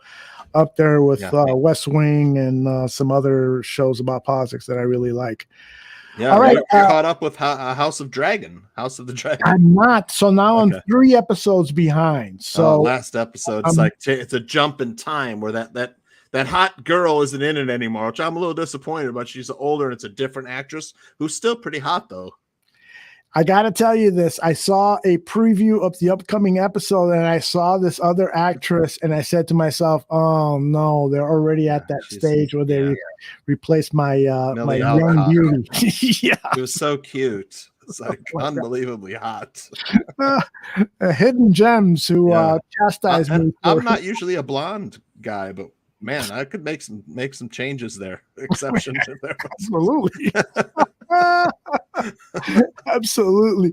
All right. So I want to talk a little gambling with you, my friend, because I want to say that you had a good Sunday. Am I right or am I wrong? It was all right. Yeah, I mean, I had the Dolphins plus 4.5, so happy about that. Nice. Had the Falcons in an upset, had the Packers in an upset. Let's see. I had the under in the the 49ers game, and last night had the Cowboys, and the total it landed right on 39, so that was a push. But I had the Cowboys. I knew the Cowboys pass rush would be a little too much for the Daniel. Is that his name? Daniel Jones. Daniel Jones. I want to say Danny Dimes. The Cowboys pass rush with Parsons and Lawrence, it's just too much. So, and you know that that's a good sign for the Bears. You know, there's that rookie tackle, who's going to be playing opposite Robert Quinn. So we have a chance to get, if we can get a good pass rush, we could have the same kind of success that the Cowboys had. But people are saying, well, Cooper Rush sucks. He did enough to win the game. Oh my gosh! Last night. I actually heard, and I think it was Jerry Jones that said something that immediately sparked people into talking about a quarterback controversy in Dallas. The truth of the matter is that since Dak Prescott signed that big contract, or look at it another way, since he had that big leg injury, he hasn't been as sensational as he was in the past. So I definitely don't think Cooper Rush is going to unseat Dak Prescott. There's just no way in my mind. But it's interesting that he's played well enough for some people to in fact, somebody, I forgot who the fuck it was. I saw this in the chat room during the Gabriel show. Somebody said that they would take Cooper Rush over Justin Fields. Now, you got to be kidding me, right? That just can't be true. I mean, I wouldn't because the potential there is but I mean, as a guy who might play ahead of him, just to hold the seat warm, maybe, but the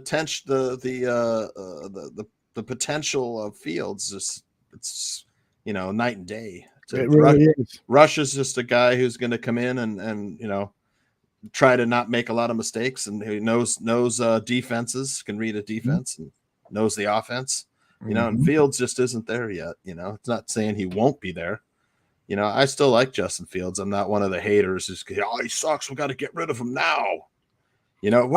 What are we going to do if we get rid of him now? Trevor Siemian? Exactly.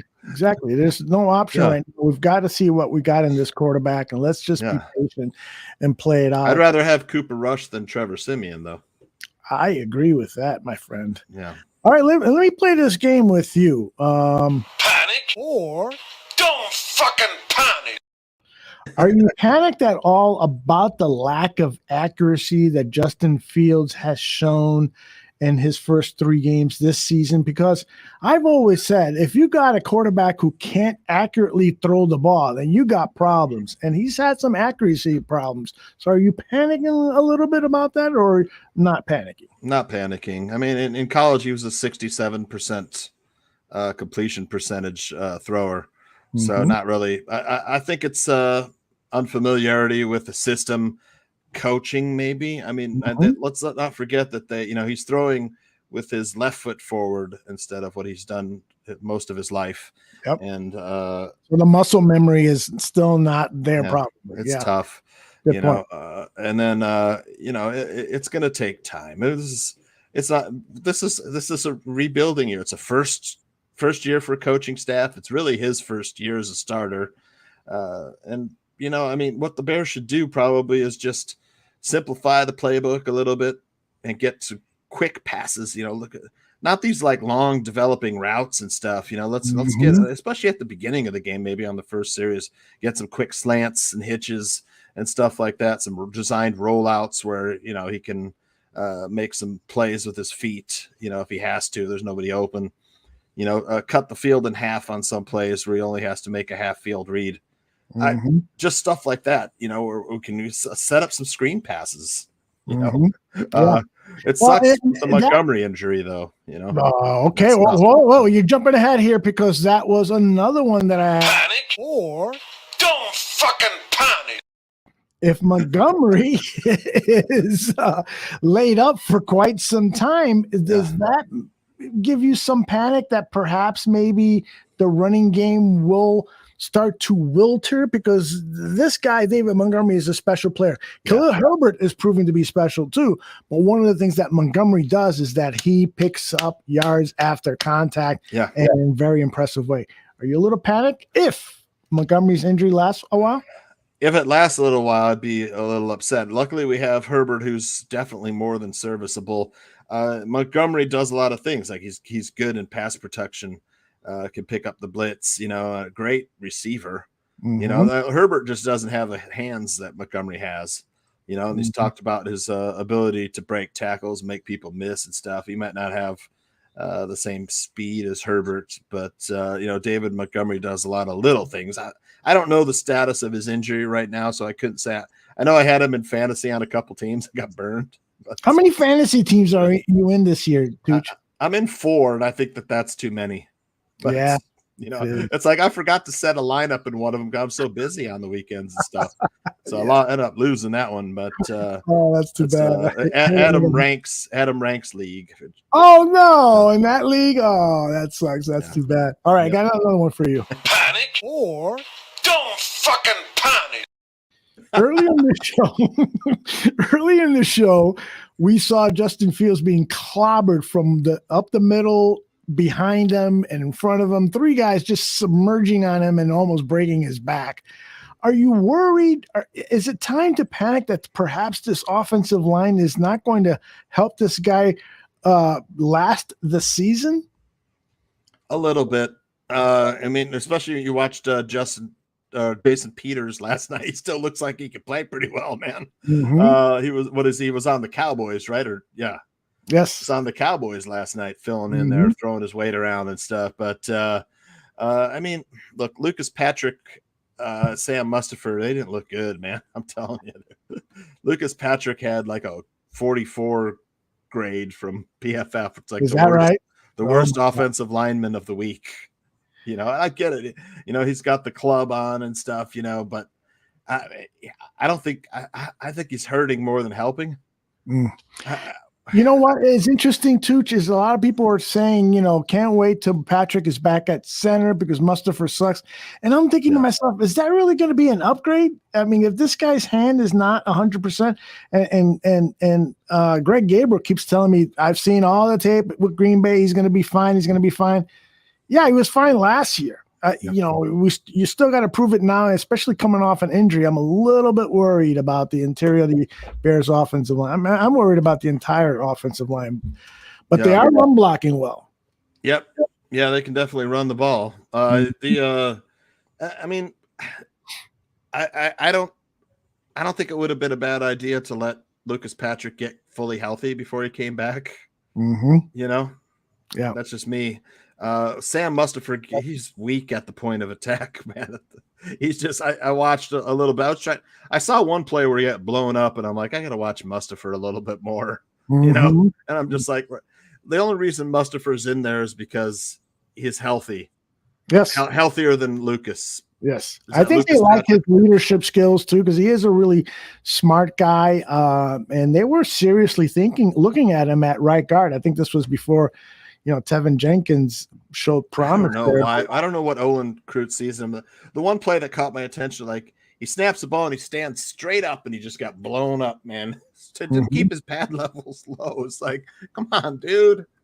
Great point, You know, Such. stood straight up. I got one more for you. Here it is. Panic or don't fucking panic. I like don't fucking panic. I love that. Are you near panic mode if Jalen Johnson, the Bears' #1 cornerback, does not return for another few games? Because he was on WSCR Sports Radio. He's got a Monday slot there, and he didn't sound very hopeful that he was going to play Sunday, and even didn't sound too hopeful that he might be back anytime soon. So given that Kindle Vildor and other cornerbacks who aren't necessarily inspiring Bears fans, that they will be playing in place of Jalen, are you near panic mode there? That one's a little more concerning for me, Aldo, to be honest. The reason why we don't talk about Jalen Johnson much is because he's doing a great job over there, you know? It's like nobody's calling him out because he's locking down. And he's got a quad injury, so I think it's going to be a little harder for him to get back out there within a week. But I don't think Kyler Gordon to me isn't a nickel slot corner. Isn't a slot corner to me. He's longer. I'd rather see him on the outside. I think it should be Johnson and Gordon on the outside. Vilder's played pretty well out there. He's feisty. I didn't even think Vildor would make the team, but I mean, maybe Vildor's better as a slot corner. I don't know. He's a little bit of a smaller guy. Maybe he's not quick enough or twitchy enough. But I don't know who else Gordon is playing there because they don't have anybody else. Tavon Young went out for the season. That was the guy they had signed to play the slot. Well, I'll tell you, I kind of agree with all your panic, no panic responses. We'll play this again every week, okay? Yeah. I think it's kind of cool. I love it. All right, before we go, I wanted to talk about sports gambling with you because you are our resident sports gambler. But before I give the stage over to you, I made a bet. And I'm looking it up here just real quick because I felt, oh, fuck, don't do this to me. This passcode is incorrect. Okay, now I got it. All right, so let me get to it real quick here. It is Rams 49ers. Yep. This upcoming week. I bet some money on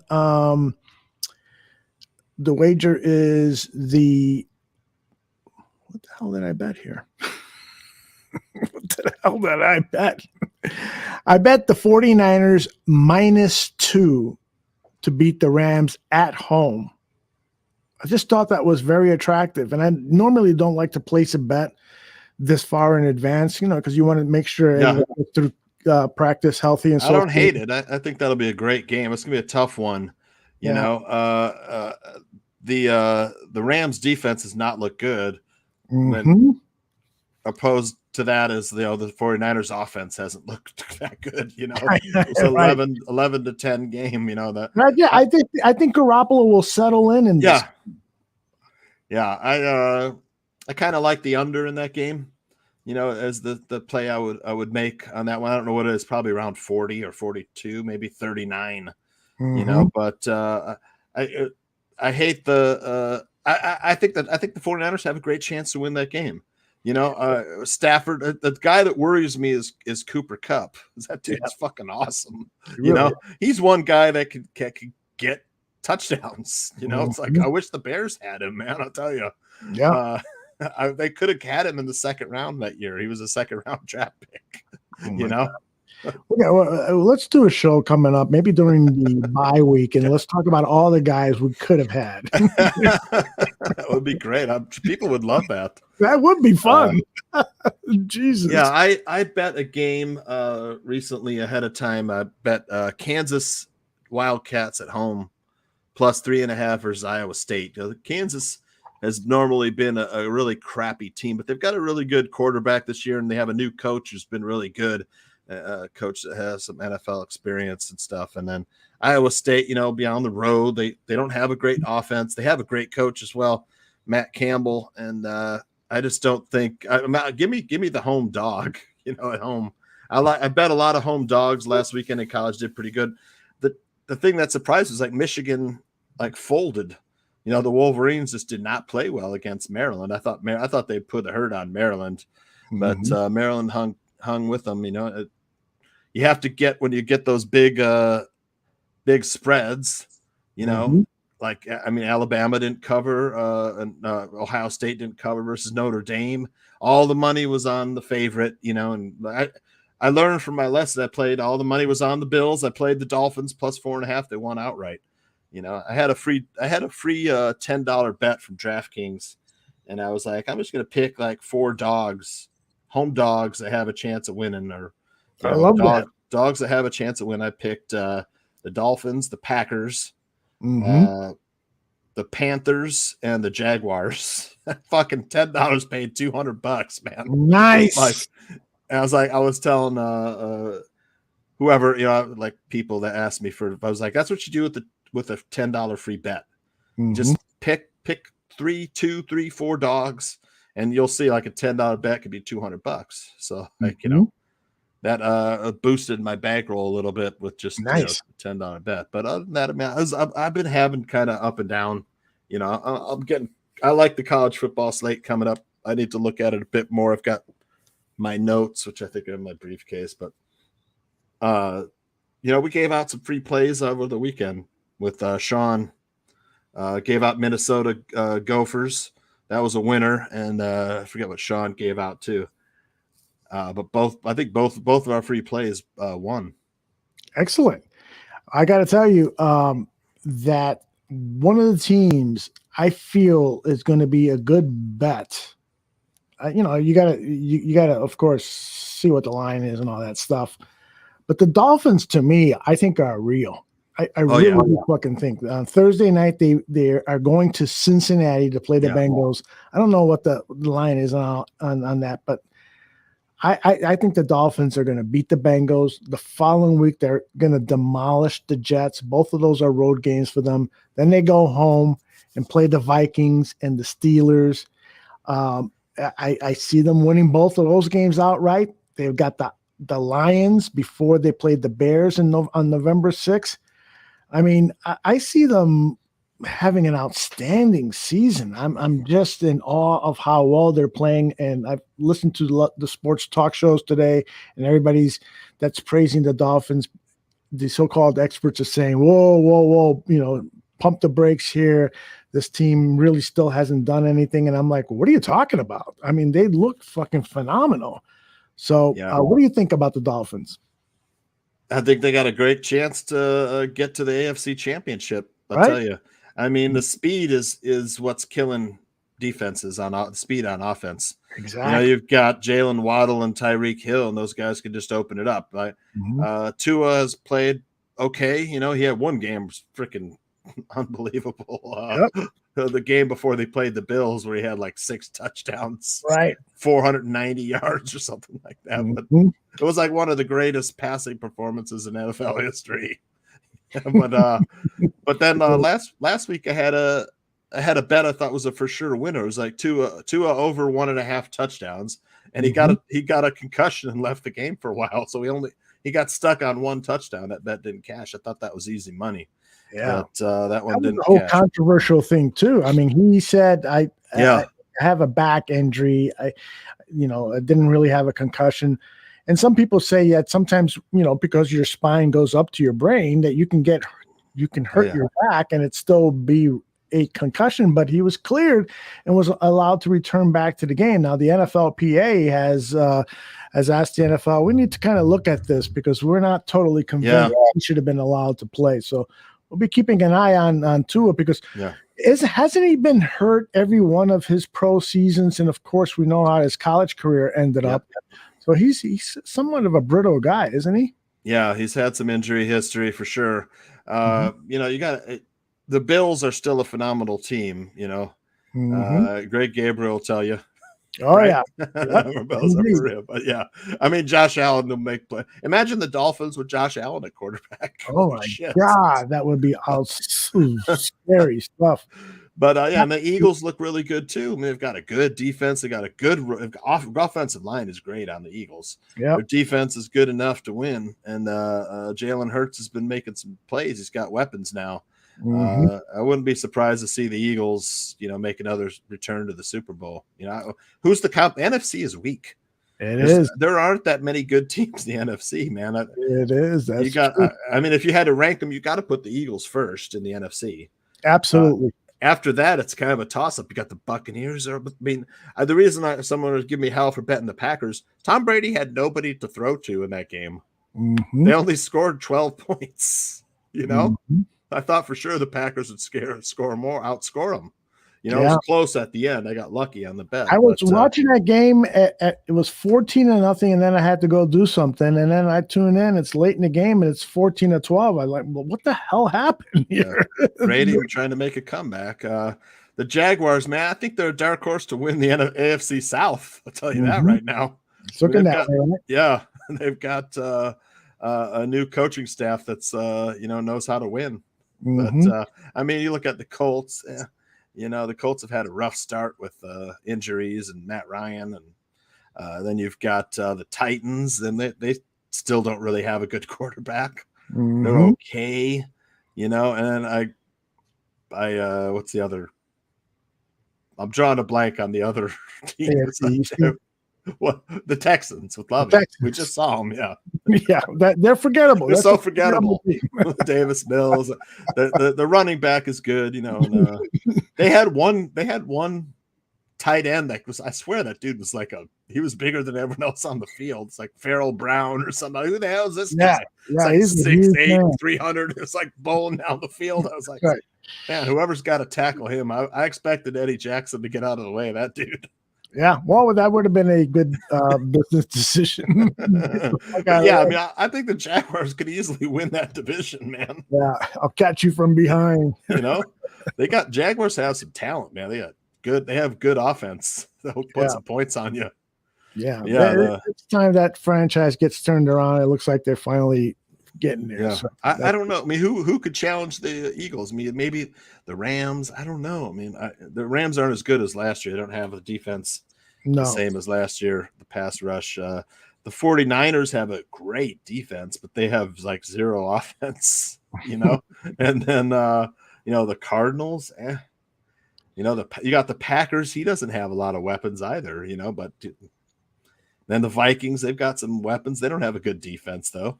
I agree. There's really aren't a lot of good teams in the NFC. The Eagles, I think, will probably be there in the NFC Championship. Yep. And by the way, I love to brag about my luck in picking quarterbacks, so I'm going to extend it here by saying I wanted Jalen Hurts for the Chicago. Could have had him too. Right? Yep. He was picked 10 players after Cole Kmet. Right. I mean, I was down at the Senior Bowl when he was down there. He had a really bad week because of some extenuating circumstances. He arrived late because of some family issues and so forth, and that really kind of clouded his draft value. Yeah. Plus, his collegiate career was what it was. But I just saw a lot of potential in that guy, and lots of great leadership traits. So. And I'm a believer that you need every couple of years, not every year, but every couple of years, you should invest a second or third rounder in a quarterback. Yeah. Not force it, not just say, okay, I'm going to pick a quarterback for the sake of picking a quarterback. But the guys like Dak Prescott, it was a 4th round pick. Yeah. Jalen Hurts, a 2nd round pick. Those are guys that should be looked at. Yep. Trevor Siemian was a guy, when he came out of 7th round pick, I think, right. Northwestern. Exactly. I said this is a guy that should be at the very least, a 7th round pickup. And if he would have fallen to an undrafted free agent, he should have gone after him. When was the last time we had a quarterback in here that you could say, hey, this is definitely a developmental guy that could be, might have a future? I don't remember. How does Paul Clark end up in the past every week, Aldo? Paul, he's listening to us at half speed, I think. That little button that's right. The little button that'll slow down the audio. I love the Bears this week. We need to do the drunk. Remember, you guys did the drunk with Trey Busy. That's right. I gotta do that. I would love to hear Dan Aguirre sound like he's drunk. That'd be awesome. I gotta do that. Make a note. To do the drunk voices next time. Is it just you and me next week? Just me and you, but I got a call out guest lineup. I got a couple of guests lined up. We get I'd love to John Buffone. I've never been on a show with him, and I love his stuff, man. It just I'm a huge fan of John Buffone. Tuesday nights, he's got a for him, I know. on that night. Yeah. So we'll see if we can hook you guys up some other night or a weekend. So we'll work on that. All right, brother. Why don't you plug away and we'll pull the plug on. We had more people in the chat room last weekend, Sean and I, and Sean and Anthony will be there this weekend. Excellent. Talking college football and Saturday morning, college football and NFL. We usually talk about 6 to 8 games, and I to be honest, I'm like I've had to look at baseball, and I'm just like, I know. Can't wait for college basketball to start stuff. It's just if baseball would just kind of end. I had, my free pick. I wanted to give out Yankees team total. That one. I gave out Phillies team total against the Cubs because Stroman at home has a over 6 ERA, and the Cubs bullpen has just been terrible this year. But Stroman came in and threw lights out. He one hit complete game. One run complete game. It's like fuck. But it was okay. I think I broke even tonight. But I actually picked the Twins to beat the White Sox today. Nice. So yeah, I got a winner there. Yay! I stayed away from that game. I had lost the Mets, won the Angels no runs first inning, Angels A's, and then lost the Phillies team total, won the Yankees team total, and I gave a Logan Webb over 4.5 strikeouts in that one. So, but I mean, there wasn't a lot of good games today. Then I told my clients to pick up Kansas plus 3.5 at home against Iowa State. I think that's be a good bet. Before that line's only going to go down, I think, as you get closer to game time. I think it'll probably be like even Kansas -1 or even. We'll see though. So what time are you guys on this weekend? We've been starting at 10 Central, but I think Anthony, he wants to go a little early because he's on East Coast time. So we'll either be 9 or 10 Central on Saturday morning. Well, let us know, and that way we can promote effectively on Saturday morning. It will be the weekend sports betting tips with the Tooch, with Anthony, and the special guest, Sean Higgs. That should be a entertaining and informative show for anyone looking to lay a bet or just be entertained here at the Barroom Network. Johnny Santucci is one of the best young handicappers in the business. He's only been doing it for a short while, but he certainly puts about a year, a little over a year. Yep. I will end with this. Panic or don't fucking panic. That's right. When you are betting on a Johnny Santucci tip, don't fucking panic. Yep. Wait till college basketball. That's where I do my best work, really, is college basketball. But oh my college gosh. basketball, college football. You were red hot last season with college basketball. Yeah. Outstanding. All right, my brother. We will see you soon. I'll try to stop by on Saturday morning when you guys are on high in the chat room. Nice. So I will do that, and I owe you a new video open for that. So I'll send you that. I'll email you the music. Great, and I'll let people know that tomorrow on Wednesday it is at 2 p.m. Bar Down Hockey Talk. That's right, they're playing hockey now. The Blackhawks had an exhibition game today, and so there's lots of great hockey talk to be had here at the Barroom, and it all starts at 2 p.m. Central with Vinny Parisi and Frank Mueller. And then at 7 p.m. it will be the Buffon 55 show. We're going to get really intense New York Giants talk from, what's his name? Joe Foley, who covers the New York Giants. And so we've got the lowdown on that. Alyssa Barbieri will not be available, so I'll be filling in for her, and John and I will get into a couple of debates, I am sure. That's our lineup for Wednesday, and then we got tons of stuff on Thursday. We got Kenneth Davis from the Under the Center podcast on the Bear Debate Show, and he'll be going up against Ross Reed, so that will be fun. And I think one of the season's finales of Crosstalk on Thursday. So lots of stuff happening here at the Bar Room. Best way to stay on top of stuff is to subscribe to our channel here on YouTube, Bar Room Network, or subscribe to our audio podcast. Just type in Bar Room Network. You will you will get links to us on Google Play, Spotify, Apple, you name it, and also our Facebook page. If you're a Facebook kind of person, you can find all our programming there as well. So for John Santucci, for Dan Aguirre, my name is Aldo Gandia. We'll see you next time.